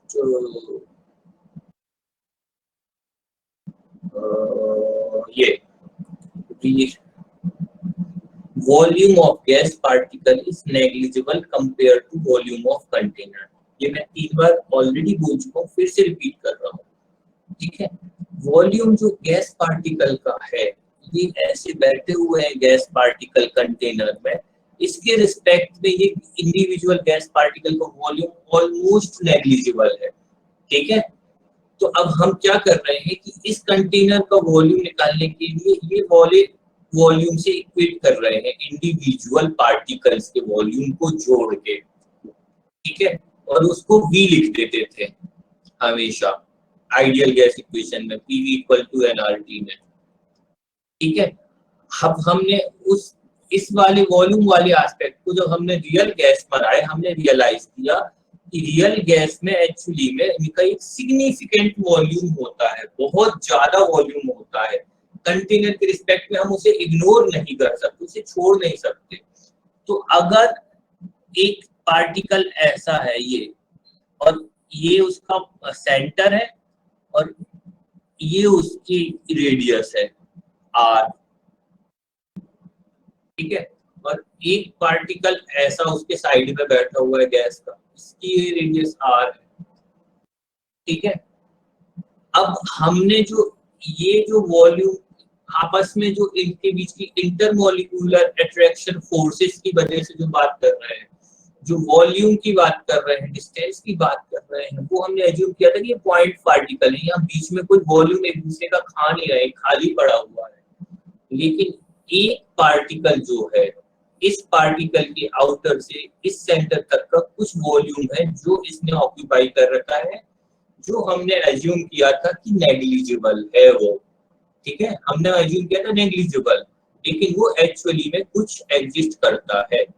तो ये जो वॉल्यूम निकल के आता है, ठीक है, ये आप जब पढ़ेंगे ये निकालने का, ये निकल के आ जाता है करीब 4 times of this particles volume, ठीक है। समझ में आया है मानिए? ठीक है, मैं डेरिवेशन नहीं कर रहा हूँ, it is not important for you, बहुत ही डेरिवेशन फालतू में हो जाएगा आपके कॉम्प्लिकेट, ठीक है। बस इतना बता दे रहा हूँ कि जो ये एक्स्ट्रा वॉल्यूम होता है वो 4 Vm निकल के आता है पर मोल, और उस एक्स्ट्रा वॉल्यूम को हम वंडरवॉल्स कांस्टेंट में यहाँ पर जो ये V को है उसको सब्सट्रैक्ट कर देते हैं, ठीक है। ये समझ में आया उस एक्स्ट्रा वॉल्यूम को, ठीक है। चलिए 6th क्वेश्चन देखिए एक बार।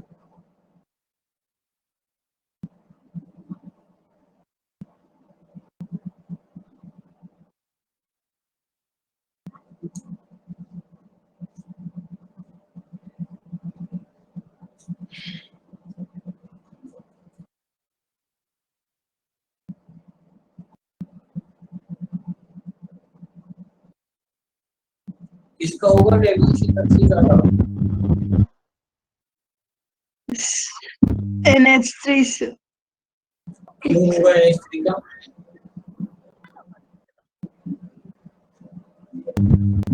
Sir, it is highly liquefiable, sir. It has strongest intermolecular force. Polar molecule, more attraction. कहीं से देख कर तो नहीं बोल रहे हैं, ठीक है, भरा हुआ है ओके, ठीक है। आवाज ठीक आ रही है मेरी, बाउंस तो नहीं कर रही। चलिए अभी फिर से बोला था डेविएशन किसमें ज्यादा होगा, इंटरमोलिक्यूलर फोर्सेस जिसमें ज्यादा होने लगेंगे, ठीक है। अभी ये इंडिविजुअल जो मॉलिक्यूल्स है, ठीक है, ये मॉलिक्यूल्स स्टेबल मॉलिक्यूल्स, मतलब स्टेबल पर से ये डाइपोलिक मॉलिक्यूल नहीं है, ठीक है ना। ये वाला मॉलिक्यूल है, इसमें डाइपोल क्रिएट हो जाता है, ठीक है।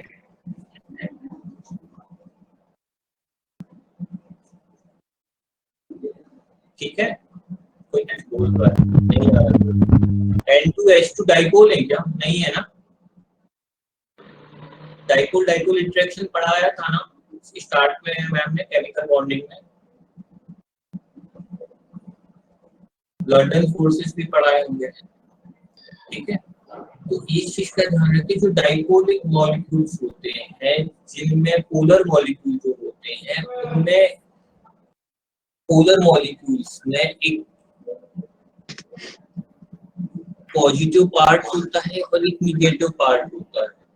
अब ये वाला जो NH3 वाला पार्ट है, आई थिंक इनऑर्गेनिक में आपने पढ़ा होगा, ये जो हाइड्रोजन होते हैं ये दूसरे वाले हाइड्रोजन वाले से एक हाइड्रोजन बॉन्ड बनाने लगती है नाइट्रोजन वाले हाइड्रोजन। ये पढ़ा होगा ना आपने NH3 में हाइड्रोजन बॉन्डिंग? ठीक है, नहीं पढ़ा है तो ये ध्यान रखिए, NH3 में जो हाइड्रोजन होते हैं तो हाइड्रोजन बॉन्डिंग बनाने लगते हैं। अगर ये हाइड्रोजन बॉन्ड बनाने लगते हैं तो इनके बीच में इंटरमॉलिक्यूलर अट्रैक्शन ज्यादा होने लगा। इंटरमॉलिक्यूलर अट्रैक्शन ज्यादा होने लगा तो ये आइडियल गैस से ज्यादा डेविएट करेंगे, क्योंकि इंटरमॉलिक्यूलर फोर्सेस ज्यादा इधर पर एक्टिवेट हो रहे हैं। बात आई समझ में, है ना? एक बार प्रीतम आई आपको समझ में? प्रीतम बोल रहे थे। सानू आपको आई समझ में? Yes, sir. रिंकी, अपने सबसे पूछूंगा एक एक करके। रिंकी, आपको आई समझ में ये बात?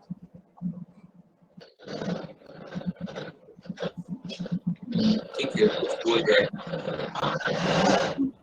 ठीक है, 6th क्वेश्चन हो गया। Let's move to the 7th question. Harshita, you are saying something? No, बोल sir. रही?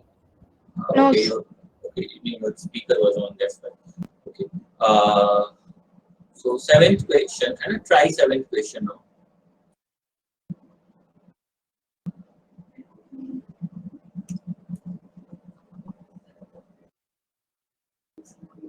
So high temperature and low pressure.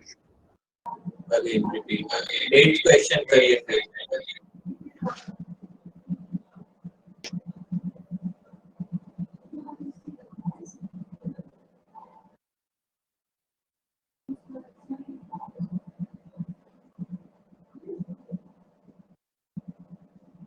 अभी तो बताया था मैंने, ये आंसर होगा इसका।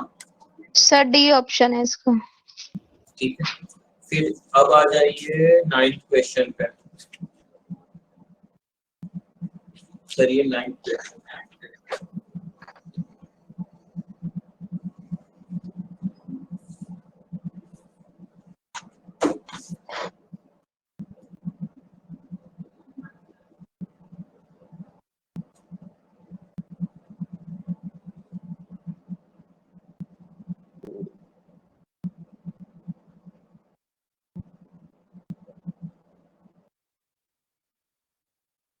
अच्छा, लिक्विफेक्शन मैंने पढ़ाया था।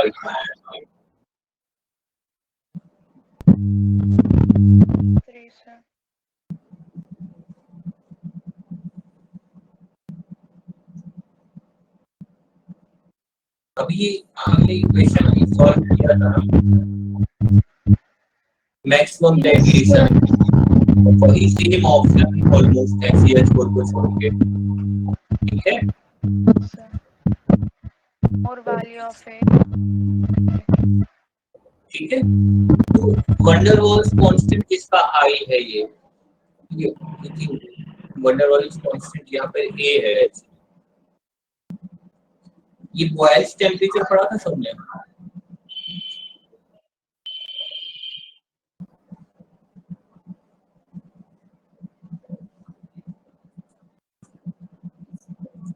बॉयल्स टेम्परेचर से रिलेटेड बता दें।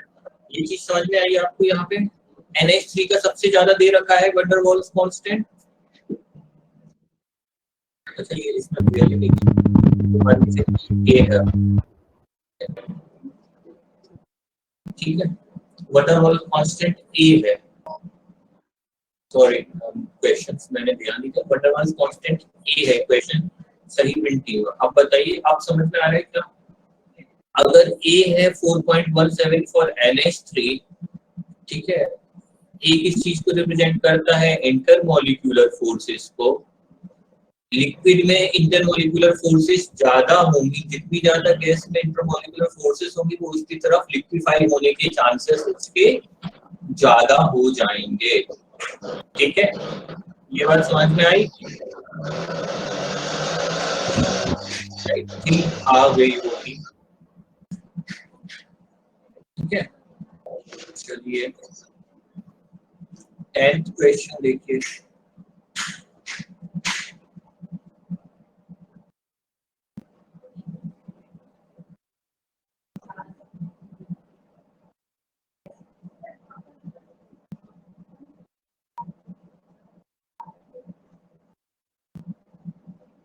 जेड का वो याद है आपको, जेड का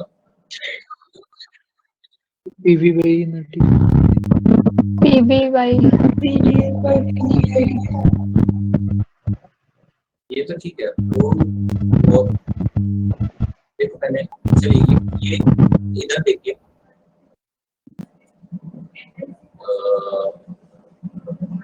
ये मैंने जो कल जेड पढ़ाया था तो याद करो, मैंने बहुत अच्छे से बताया था यहाँ पर जो जो ये जेड होता है आइडियल बिहेवियर कंप्रेसिबिलिटी फैक्टर से मेजर करते हैं। ये क्या होता है, वी मोलर मतलब V real by V ideal, ठीक है, ये बात समझ में आई? वीएम क्या होता है, मोलर वॉल्यूम, इसका जो ये कंप्रेसिबिलिटी फैक्टर होता है। फिर से याद करो, अभी मैंने को वॉल्यूम समझाया था यहाँ पर, तो वो उसी चीज का रेशियो हम देख रहे हैं। वो जितना ज्यादा रेशियो हाई होगा उतना ज्यादा कंप्रेसिबिलिटी फैक्टर ज्यादा होगा। कंप्रेसिबिलिटी फैक्टर जितना ज्यादा होगा उतना ज्यादा ही डेविएट करेगा आइडियल से रियल गैस की तरफ, ठीक है। अब देखो ये वाला part question, at gas at 350 Kelvin and 15 bar has molar volume 20% smaller than that for an ideal gas। तो जो रियल गैस का जो वॉल्यूम है वो 20% लेस है, V minus 0.2V divided by V molar. ये हो गया हमारा जेड। तो ये ऊपर वाला पार्ट जो हमारा न्यूमरेटर है वो क्या है, न्यूमरेटर लेस देन डिनोमिनेटर है। जेड क्या होगा, लेस देन 1 होगा। जेड अगर लेस देन 1 है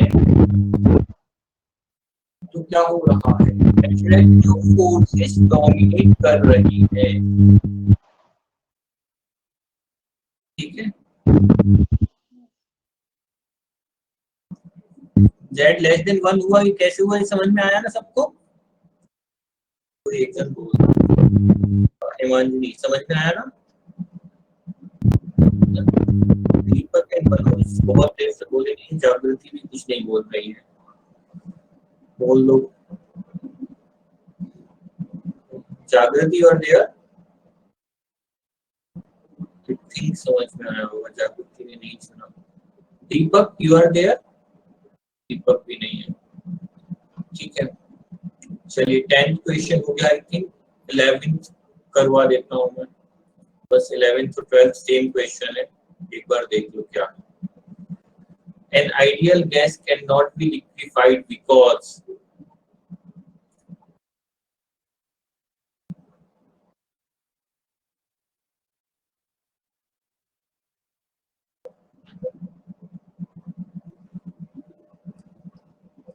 ठीक है, ओके। क्योंकि आइडियल गैस में इंटरमॉलिक्यूलर फोर्सेस नेग्लिजिबल होते हैं, इसीलिए वो लिक्विफाई नहीं हो सकती। लिक्विफाई होना है तो इंटरमॉलिक्यूलर फोर्सेस एग्जिस्ट करने चाहिए, वही मॉलिक्यूल लिक्विफाई सबसे ज्यादा होगा जिसमें इंटरमॉलिक्यूलर फोर्सेस सबसे ज्यादा होंगे।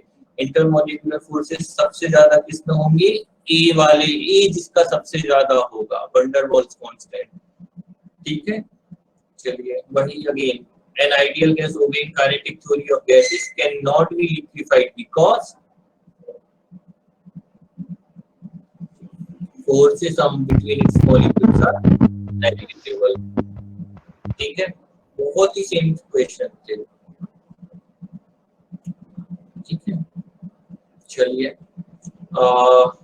सबको समझ में आ गया ना यार? एटलीस्ट चैट में लिख दो यार, अगर बोल नहीं पा रहे हो तो, ठीक है। चलिए अब देखते हैं लिक्विड स्टेट, थोड़ा सा बता देता हूँ आपको। ये सब समझ में आ गया था ना, critical temperature, critical pressure, critical volume. ठीक है, लिक्विड स्टेट से स्टार्ट कर रहा हूँ मैं। किसी को कुछ समझ में ना आए तो प्लीज आस्क मी। ठीक है, लिक्विड स्टेट सी,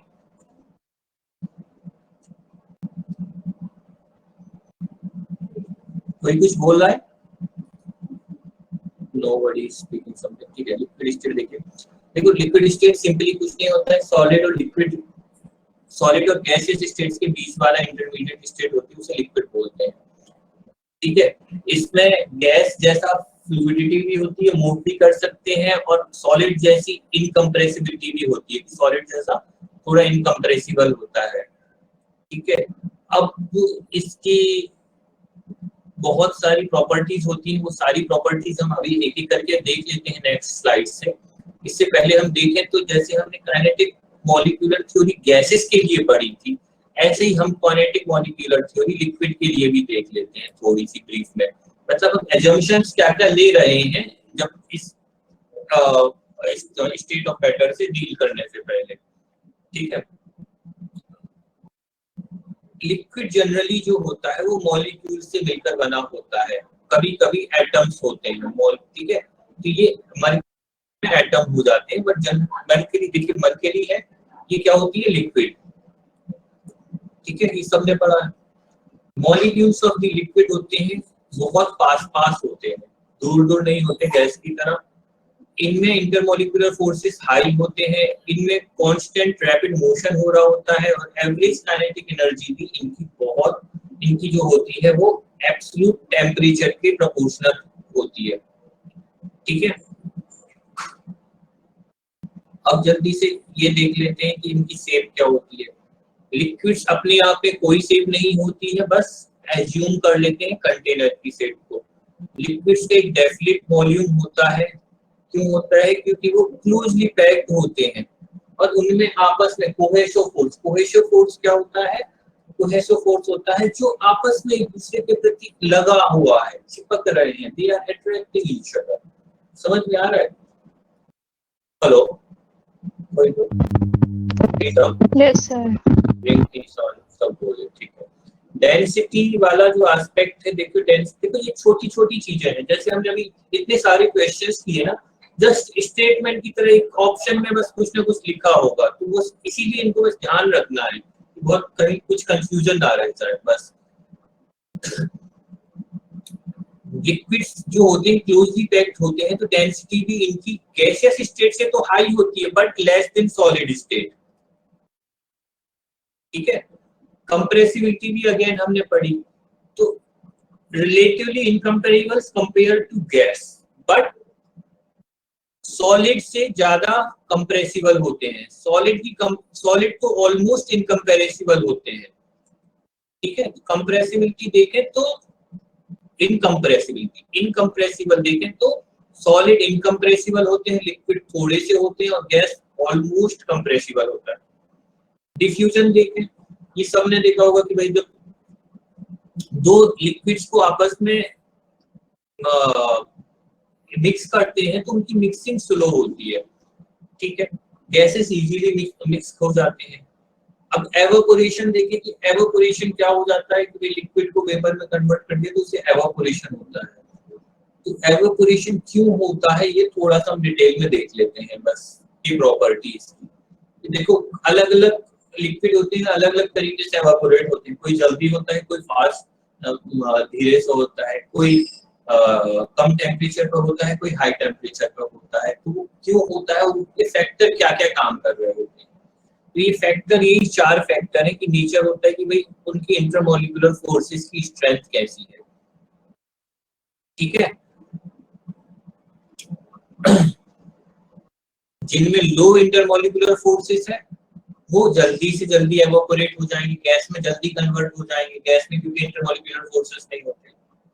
अब सरफेस एरिया की बात करें अगर, तो एवापोरेशन जो होता है ना, तो ऐसा तो थोड़ी होता है कि भाई लिक्विड जमा हुआ है तो नीचे वाला लिक्विड पहले एवापोरेट हो गया, ऊपर वाला बाद में हुआ।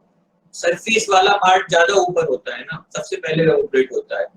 तो जितना ज्यादा सरफेस होगा, larger the surface area, greater is the opportunity for molecules to escape. तो rate of evaporation ज्यादा हो जाता है, ठीक है। इस सब ने देखा होगा कि भाई कुछ भी चीज ठंडी करनी, गर्म पानी करते हो सब लोग घर में, गर्म करते हो, एक छोटे से ग्लास में रख दिया तो बहुत देरी से ठंडा होता है। क्यों? सरफेस एरिया जो बाहर एटमॉस्फेयर से वो बहुत कम है, बहुत धीरे धीरे एवोपोरेट होगा।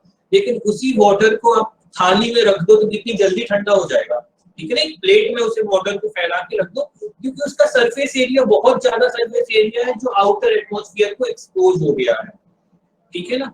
तो वो जल्दी से जल्दी उसको ठंडा हो जाएगा। ऐसे देखिए टेम्परेचर वाला aspect, rate of evaporation increases with the increase of temperature as the kinetic energy of the molecules increases with the rise of temperature।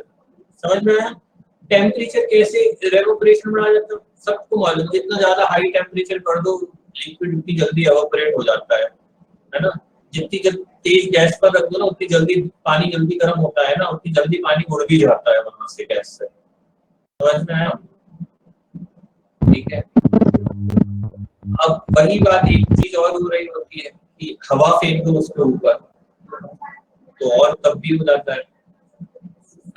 Surface of liquid से हवा से उतनी ज्यादा पार्टिकल्स इंटरेक्ट करेंगे, हमने हवा सरफेस पर ज्यादा पुश करी, उतनी ज्यादा पार्टिकल इंटरेक्ट करे, उतनी ज्यादा उनके बीच में हीट का इंटरचेंज हुआ, उसकी वजह से ही वो जल्दी से जल्दी एवोपोरेट हो गए। तो फिर दूध को पीते समय फूंक क्यों मारते हैं? उतनी जल्दी ही होने लगेगा, रखा रहेगा तो कम होगा। ये समझ में आ रहा है? ठीक है। Yes, sir. ठीक है ना, कि कैसे समझ में है कि हवा का फ्लो से पास से वो दूध वो लिक्विड हो वो जल्दी से जल्दी ठंडा होता जाएगा, जल्दी से जल्दी एवोपोरेट होने में भी होगा। Flow of air helps the molecules to go away from the surface of liquid, ठीक है ना। तो वो वाला एस्पेक्ट ठंडा होने का, टेम्परेचर एक्सचेंज हो जाता है, टेम्परेचर ज्यादा होने तो एवोपोरेशन भी ज्यादा होता है, ठीक है। दो तीन चीजें ये देख लें, हीट ऑफ वेपराइजेशन क्या होती है। ये दो तीन टर्म्स हैं, चार टर्म्स हम पढ़ेंगे इसमें। ये heat of vaporization, vapour pressure, surface tension and viscosity. यही आपकी एनसीईआरटीज में है। अगर क्वेश्चन आएगा तो इन्हीं से आएगा, अदरवाइज नहीं आएगा। वैसे भी नीट में इस टॉपिक से क्वेश्चन अभी तक आपका आया नहीं है for the record, but I in case अगर आता है तो बस इन्हीं टर्म्स को थोड़ा थोड़ा याद रखना है, इन्हीं कॉन्सेप्ट्स को थोड़ा थोड़ा याद रखना है, बस आपके काम हो जाएगा, ठीक है। हीट ऑफ वेपराइजेशन देखें क्या होता है। Quantity of heat required to evaporate a unit mass of a given molecule at constant temperature is known as heat of vaporization और हीट एवापोरेशन। ये छोड़ दीजिए, ये रहने, ये बस हीट ऑफ वेपराइजेशन, ठीक है। अब ये किस चीज पे डिपेंड करता है, ये समझ में ऑटोमेटिकली आ गया होगा कि जैसे हमने भी प्रॉपर्टी हमने डिस्कस करी थी, ज्यादा स्ट्रेंथ होगी है ना, सरफेस एरिया ज्यादा होगा, टेम्परेचर ज्यादा होगा, ठीक है। अब जब वेपर रिवर्स वे में लिक्विड में कन्वर्ट हो रही होती है तो उसे क्या बोलते हैं, हीट में हीट ऑफ कंडेंसेशन, ठीक है। देखो ये कैसे काम करता है, ये वाला देखो, ये वेपर है और ये वेपर है और ये लिक्विड है।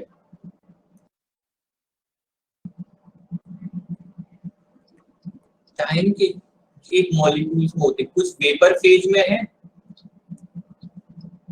ये वाटर भरा हुआ है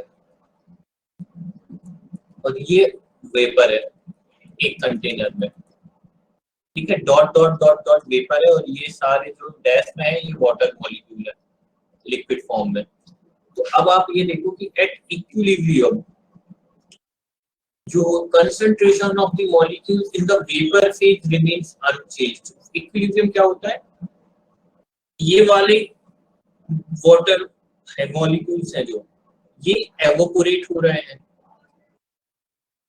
और ये जो ये वेपर फेज में मॉलिक्यूल्स हैं ये कंडेंस होने की कोशिश कर रहे हैं। इक्विलिब्रियम एक लेवल ऐसा आता है, the concentration of molecules in the vapour phase वही सेम बने रहते हैं, ठीक है, और लिक्विड के जो मॉलिक्यूल है वो ही सेम बने रहते हैं। कोई ऐसा नहीं हो रहा है कि लिक्विड वेपर में कन्वर्ट हो रहा है और वेपर लिक्विड में कन्वर्ट हो रहा है। आपको ये समझ में आना चाहिए कि जब टेम्परेचर डिफरेंस हो रहा था तो लिक्विड एवोपोरेट होने लगेगा वेपर की तरह, इंक्रीज होगा, कम होता जाएगा तो कंडेंस होने लगेगा। बट ये ऐसा एक टेम्परेचर आता है जब ये दोनों के दोनों टाइम आता है, जब दोनों का इसका रेट जब बढ़ रहा होता है कंडेंसेशन का और एवापोरेशन का रेट घट रहा होता है, तो एक इक्विलिब्रियम लेवल आ जाता है जब दोनों बराबर हो जाते हैं, ठीक है। और जब vapour in equilibrium with liquid होता है एट अ गिवन टेम्परेचर, तो उस प्रेशर को बोलते हैं vapour pressure. Pressure exerted by the vapor in equilibrium with liquid at a given temperature. ये समझ में आया? थोड़ा तो समझ में आया होगा आई थिंक कैसे हो रहा है, ठीक है। हिमांशु को लिटिल बिट आया समझ, बिल्कुल यही कंसंट्रेशन वाला फॉर्मूला है कि CRT, यही इसका वेपर प्रेशर होगा। कंसंट्रेशन हमने देख लिया, कितने कंसंट्रेशन हमने इसका कैलकुलेट कर लिया गैस वेपर का, और R और T से इस टेम्परेचर का मल्टीप्लाई कर देंगे तो हमें वेपर प्रेशर मिल जाएगा, ठीक है। ये ध्यान रखना इन केस कभी कोई वेपर प्रेशर निकालने को बोल दे, concentration of that vapour, universal gas constant and temperature at that pressure, ठीक है। ये हो गया। चलिए, तो देखो बॉइलिंग पॉइंट और फ्रीजिंग पॉइंट क्या होते हैं, ये भी वही इसको वेपर प्रेशर से लिंक कर सकते हैं।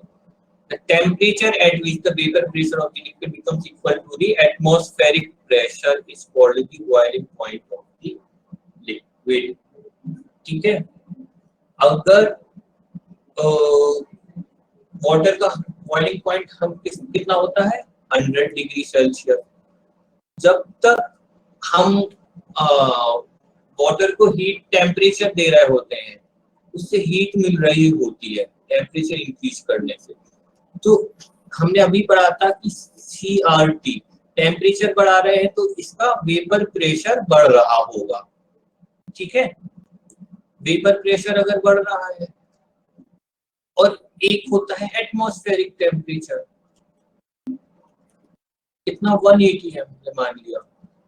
अब हमें चाहिए है कि हम किस टेम्परेचर तक बढ़ाएं कि ये जो लिक्विड है ये बॉयल करने लगे, तो उसका बॉइलिंग पॉइंट वेपर प्रेशर जब उसका एटमॉस्फेरिक प्रेशर के बराबर हो जाएगा, that means CRT equal to 180 m। सानू कुछ बोल रहे हैं? No, sir. तो जब ये हो जाएगा तो वो वहां पर बॉयल करने लगेगा उस टेम्परेचर पर। तो सबका अपना अपना वेपर प्रेशर होता है, ठीक है। चलिए, फ्रीजिंग पॉइंट क्या होता है वैसे? फ्रीजिंग पॉइंट क्या होता है देखिए, when a liquid is cooled the kinetic energy of the molecules cool down increase, ठीक है। अब ऐसा हो जाता है कि जब हम लिक्विड, हाँ प्रीतम बोलिए। नो सर, फैन चल रहे थे, साउंड चल रही, कुछ आवाज आ रही है सर फैन चल रहे तो कभी कभी बीच बीच में साउंड चल जाता है। तो सर नहीं, आपका नहीं सर, मेरा फैन चल रहा है तो। अच्छा ओके। तो हाँ, तो I stage comes when the intermolecular, देखो मैंने ये स्टेटमेंट्स इसीलिए लिखे हुए हैं कि बहुत केयरफुली इसको, इन स्टेटमेंट्स को पढ़ना, ये बहुत अंडरस्टैंडिंग आपको बेटर डेवलप कराएंगे। अदरवाइज मैं स्टेटमेंट्स ऐसे लिखता नहीं, आपको ओरली बता देता ये। A stage comes when the intermolecular forces become stronger and the translation motion is reduced to minimum, ठीक है ना। लिक्विड जो होते हैं वो आपस में जो इंटरनली मूव कर रहे होते हैं, आपस में इंटरेक्ट कर रहे होते हैं, जो ऐसे ऐसे ट्रांसलेशन मोशन होता है वो ऑलमोस्ट जीरो हो गया, ठीक है। तो इस स्टेज पे वो फ्रीज होने लगते हैं, ठीक है। फ्रीज होंगे मतलब सॉलिड फॉर्म में कन्वर्ट हो रहे होते हैं, ठीक है। बस जिस टेम्परेचर पे ये वेपर प्रेशर जो होगा सॉलिड का और लिक्विड का, वो इक्वल हो जाता है, उसे फ्रीजिंग पॉइंट बोलते हैं। ठीक है, ये थोड़ा सा देख लीजिए कैसे निकलता है एक बार और। ठीक है, बस अभी आपको इतना ही ध्यान रखना है कि vapour pressure of liquid and solid जब इक्वल हो जाता है तो वो फ्रीजिंग पॉइंट होता है। ठीक है, एट दैट टेम्परेचर। ठीक है, इससे ज्यादा आपसे नहीं पूछेंगे। सरफेस टेंशन समझा देता हूँ, दो प्रॉपर्टी है, surface tension and viscosity. Surface tension देखना एक बार, सरफेस टेंशन देखिए, ये चार एग्जांपल देखो। कभी भी आप जब ये नोटिस किया होगा ना कि वाटर की ड्रॉप्स जो होती है कभी भी किसी भी सरफेस पे तो स्फेरिकल शेप ले लेती है, प्लेन क्यों नहीं होती कि वो फैल जाए, सारी की सारी ड्रॉप जो होती है वो स्फेरिकल ही हो जाती है। या फिर जो ये कीड़े मकोड़े, कई कीड़े मकोड़े जो हो जाते हैं ना सरफेस पर आराम से चल फिर रहे होते हैं, इन सबका रीजन होता है एक सरफेस टेंशन होता है। अभी सरफेस टेंशन होता क्या है, अब ये वाला डायग्राम देखो ध्यान से। ठीक है, या ये देख लो मैं जो बना रहा हूँ, मान के चलो ये यहाँ पर इसके नीचे ये वो बना हुआ वाटर भरा हुआ है। ठीक है, अब यहाँ पर जो वाटर मॉलिक्यूल है, ये वाला मॉलिक्यूल जो मैंने पिक किया हुआ है। ठीक है, अब ये वाटर मॉलिक्यूल को चारों तरफ से फोर्सेस लग रहे हैं, इंटरेक्शन फोर्सेस है। ठीक है, तो ये मॉलिक्यूल स्टेबल है, कहीं नहीं मूव कर रहा है, अपनी शांति से बैठा हुआ है, कोई टेंशन नहीं है इसे। ठीक है, अगर लेकिन ये जो सरफेस वाला है इसके ऊपर वाटर है नहीं, मॉलिक्यूल सरफेस पार्टिकल्स में, तो इसको जो फोर्स लग रहा है या तो यहाँ लग रहा है या यहाँ इस साइड में लग रहा है या तो ये साइड में लग रहा है। ठीक है, तो अब क्या हो रहा है ना कि भाई एक तरफ से खींचातानी मची हुई है, उसको दोनों तरफ से हो रही होती है, तो शांति से एक तरफ बैठा हुआ, एक तरफ से खींच रहे हैं लोग, तो उसके लिए यहाँ पर ये टेंशन जनरेट हो रहा है कि अपन जो रेगुलर भाषा होती है उसी तरीके से समझ सकते हो, वो टेंशन जनरेट हो रहा है, that creates surface tension here. ठीक है, ये तो आपको थोड़ा सा लेमन लैंग्वेज में समझा दिया। अब थ्योरेटिकल लैंग्वेज देखो, थ्योरेटिकल लैंग्वेज क्या होती है, it is a measure of this inward force on the surface of the liquid. तो जो ये इनवर्ड फोर्स लग रहा है इसको मेजर करते हैं तो इसे बोलते हैं सरफेस टेंशन, जनरली गामा से रिप्रेजेंट करते हैं, और ये होता है फोर्स पर लेंथ। ठीक है, और इसकी यूनिट होती है डायन पर सेंटीमीटर। ठीक है, ठीक है, कितनी सरफेस पे लग रहा है, कितनी लेंथ पे लग रहा है, और ये उस पे कितना फोर्स लग रहा है, उसका अकॉर्डिंग आपका हुआ जाता है, सरफेस टेंशन आ जाता है। ठीक है, अभी आप एक और चीज बताएंगे तो आई थिंक फिजिक्स में आपने पढ़ा होगा, फ्लूइड मैकेनिक्स में, वहां भी ये थोड़ा सा पढ़ने को मिलेगा आई थिंक। चलिए, as the intermolecular forces of attraction decrease with rise, surface tension of liquid decreases with increase in temperature। ये अगेन वही सारी चीजें हो गई, रिपीटेटिव आ रहा है बार बार। इंटरमोलिकुलर फोर्स जो जैसे जैसे कम होता जाएगा, सरफेस टेंशन भी वैसे वैसे उसका कम होता जाएगा। तो जब टेम्परेचर इंक्रीज करते हैं तो इंटरमोलिकुलर फोर्सेस कम हो रही होती है, जब आपस में इंटरेक्ट करना, ये जो इस पार्टिकल से और इस पार्टिकल से इंटरेक्ट करना बंद कर दिया तो इंटरमोलिकुलर फोर्सेस कम होंगी, तो सरफेस टेंशन भी कम हो जाएगा। ठीक है, ये बात समझ में आई सबको? अच्छा, सबने कपड़े तो सबने ही धोए होंगे, ऐसा तो कोई नहीं होगा जिसने ना धोए हो। तो कपड़े जब आप लोग धोते हो तो ध्यान दिया होगा कि भाई बहुत गंदा दाग लग गया तेल वगैरह का, ठीक है ना, तो वहां पर पानी आप डालो, एब्जॉर्ब नहीं करता। ठीक है, क्यों नहीं एब्जॉर्ब करता है? क्योंकि भाई क्या दिक्कत हो जाता है सरफेस टेंशन का। Hemanjali, you are speaking something? No, sir. No, sir. तो अब जब सोप एक्शन जब होता है, उसका सोप एक्शन मतलब जो वॉशिंग सोडा वगैरह होता है, जब हम वो डाल देते हैं तो उससे क्या होता है कि वाटर का सरफेस टेंशन कम हो जाता है। जब वाटर का सरफेस टेंशन कम कर दिया हमने, ये वाला जो सरफेस टेंशन है, ये जो मॉलिक्यूल का जो यहाँ पर, तो वाटर इजीली अंदर की तरफ पोर्स में चला जाता है जहां पर ऑयल एब्जॉर्ब किया हुआ है, ठीक है, समझ में आया। उन पोर्स में अगर एक बार वाटर चला गया तो वो जो आपने क्या कहते हैं soap action, I think 10th class में भी पढ़ा होगा, 11th क्लास में भी पढ़ा होगा, तो उसकी वजह से मिसेल फॉर्मेशन जो क्या बोल रहे हैं, फिर से बोलो प्लीज। मिसेल का किसका? मिसेल फॉर्मेशन हाँ मिसाइल फॉर्मेशन, राइट। तो वो सब सारी चीजें जो होती है वो इसी उसमें सरफेस टेंशन का रोल होता है सोडे की वजह से। जो वाटर सोडा जो वॉशिंग सोडा होता है जो हम सोप और डिटर्जेंट में मिक्स होता है, वो सरफेस टेंशन कम कर देता है और वो हमारे पार्टिकल इजीली लिक्विड के वाटर के पार्टिकल पोर्स में चले जाते हैं और उस ऑयल को क्लीन करने में हेल्प करते हैं। ये बात समझ में आई थोड़ी सी? आई थिंक थोड़ा सरफेस टेंशन समझ में तो आया होगा कैसे काम करता है। Yes, sir. ठीक है, चलिए अब एक विस्कोसिटी थोड़ा सा मैं बता देता हूँ विस्कोसिटी क्या होता है। यार विस्कोसिटी ना, ये वाला पार्ट तो तुम लोग अभी मत ही देखो, सिर्फ ये डेफिनेशन देखो।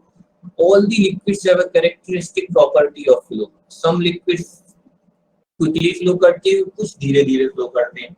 सबने पिया हनी खाया हुआ है, सबने हनी थोड़ा सा थिक होता है, बहुत स्लो मूव करता है, वाटर उससे रिलेटिवली ज्यादा मूव करता है। तो क्यों मूव करता है? अब ऐसे बहुत सारे पार्टिकल्स हैं, एक वो है क्या कहते हैं ओवरऑल वाटर है, उसमें बहुत सारे पार्टिकल है।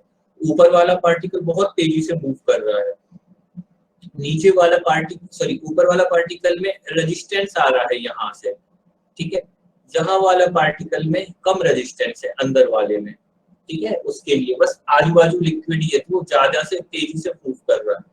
तो जो विस्कस लिक्विड होता है वो विस्कोसिटी इसी को बोलते हैं कि भाई कितना ज्यादा रेजिस्टेंस है फ्लो के अगेंस्ट आपके।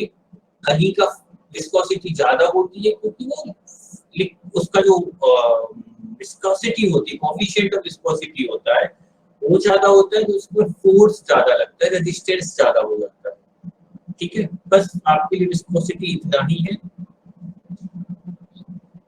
ठीक है। अब विस्कोसिटी कैसे कैसे वेरी करती है ये थोड़ा सा देख सकते हो। इंटरमॉलिक्यूलर फोर्सेस की वजह से होता है, हाई इंटरमॉलिक्यूलर फोर्सेस रहे तो greater resistance to the flow of molecules, thus possess high viscosity, ठीक है। बस ये थोड़ी थोड़ी छोटी छोटी बातें ध्यान रखना। Flow of molecules inversely proportional to its mass, liquids having high molecular mass possess greater viscosity, ठीक है ना। जैसे डिफ्यूजन में देखा था ना, इनवर्सली प्रोपोर्शनल था मास के, ठीक है ना, ऐसे ही वही है फ्लो ऑफ मॉलिक्यूल्स, यहाँ पे मॉलिक्यूलर मास की इनवर्सली विस्कोसिटी की वजह से। स्ट्रक्चर और शेप ऑफ मॉलिक्यूल्स की वजह से भी ये चीज होती है। सिमेट्रिकल मॉलिक्यूल्स होते हैं उनमें लो विस्कोसिटी होती है क्योंकि वो आपस में एक दूसरे के साथ उतने सिमेट्री है, तो वो फ्रिक्शन उनके बीच में कम होगा, फ्रिक्शन कम होगा तो विस्कोसिटी कम होगी। तो ऐसे ही विस्कोसिटी जो जनरली होती है, अगर ब्रांचिंग होती है मॉलिक्यूल में ज्यादा, ऑर्गेनिक केमिस्ट्री में पढ़ते हो ना, ब्रांचिंग ज्यादा पढ़ी होगी सबने, तो वो जिसमें ब्रांचिंग ज्यादा होगी उस लिक्विड की विस्कोसिटी ज्यादा होगी। इंटरमॉलिक्यूलर फोर्सेस जब डिक्रीज हो जाते हैं तो विस्कोसिटी भी डिक्रीज हो जाएगी। प्रेशर का भी यही है, increase of pressure increases the intermolecular forces, इसकी वजह से विस्कोसिटी इंक्रीज हो जाती है प्रेशर के साथ। आई थिंक ये विस्कोसिटी वाला छोटी छोटी बातें देखो, अभी तक आपने जितना भी सारी चीजें पढ़ी हैं, प्रेशर, टेम्परेचर, ये सारी चीजें, ये जो कॉन्सेप्ट है इंटरमॉलिक्यूलर फोर्सेस वाला, ये चीज थोड़ा सी हमेशा ध्यान रखो, इसी से रिलेट होता है सब कुछ most of the time. Temperature ज्यादा हो गया तो वही इंटरमॉलिक्यूलर फोर्सेस कम हो गए, इंटरमॉलिक्यूलर फोर्सेस कम हो गए तो विस्कोसिटी भी कम हो गया, सरफेस टेंशन भी कम हो गया। प्रेशर ज्यादा बढ़ा दिया तो इंटरमॉलिक्यूलर फोर्सेस ज्यादा हो गए, इंटरमॉलिक्यूलर फोर्सेस ज्यादा हो गए तो विस्कोसिटी भी बढ़ती गई और सरफेस टेंशन भी ज्यादा बढ़ जाए। तो इस चीज को बहुत ध्यान रखना कि अगर ये क्लैरिटी के इंटरमॉलिक्यूलर फोर्सेस कैसे वर्क कर रहे हैं तो आप ऑटोमेटिकली खुद ही साइंटिस्ट बन जाओगे आधे टाइम तो, ठीक है। जागृति, you are listening only, not a single word spoken. ठीक है, बाय बोल देते हैं फिर, ठीक है। किसी को कुछ पूछना है? Anybody else? दीपक, हर्षिता, जागृति, प्रीतम, रिंकी, शालू, हिमांजनी ऑलरेडी छोड़ चुकी है, ठीक है। कोई कुछ बोलेगा? ठीक है प्रीतम, खत्म करें आज की क्लास। शालू, Yes, sir. रिंकी, जागृति नहीं बोल रही है, कितना, ठीक है, और हर्षिता भी कुछ नहीं बोल रही है। एनीवेज, ठीक है, तो ठीक है, आज की क्लास खत्म करते हैं आज, ठीक है। कल नेक्स्ट क्लास में थर्मोडायनेमिक्स से स्टार्ट करेंगे हम। थर्मोडायनेमिक्स की अगेन थ्योरी पढ़ेंगे और साथ में क्वेश्चंस भी करते जाएंगे हम। जल्दी जल्दी थर्मोडायनेमिक्स को मोर फिनिश करने की कोशिश करेंगे। आप थोड़े से पीछे चल रहे हो, जल्दी से जल्दी हम इसको कवर करा देंगे, आप बिल्कुल टेंशन नहीं लीजिएगा। मोस्ट ऑफ द सारे के सारे कॉन्सेप्ट्स कवर करने की कोशिश करेंगे हम, सारे के सारे। अगर थ्योरी में कहीं छूट भी जाएगा तो मैं ट्राई करूंगा कि क्वेश्चन के थ्रू सारे कॉन्सेप्ट्स आपके कवर हो जाएं, ठीक है। तो उसकी टेंशन नहीं लीजिए, प्रैक्टिस आप लोग अपने आप से करते रहिएगा। आप प्रैक्टिस आप अपने आप से करते रहेंगे तो आपको आधे टाइम में से पूछने की भी जरूरत नहीं पड़ेगी, फिर बहुत जल्दी जल्दी सारा चीज होता जाएगा, ठीक है। चलिए, all the best, bye. Okay, sir. Bye, sir. Thank you.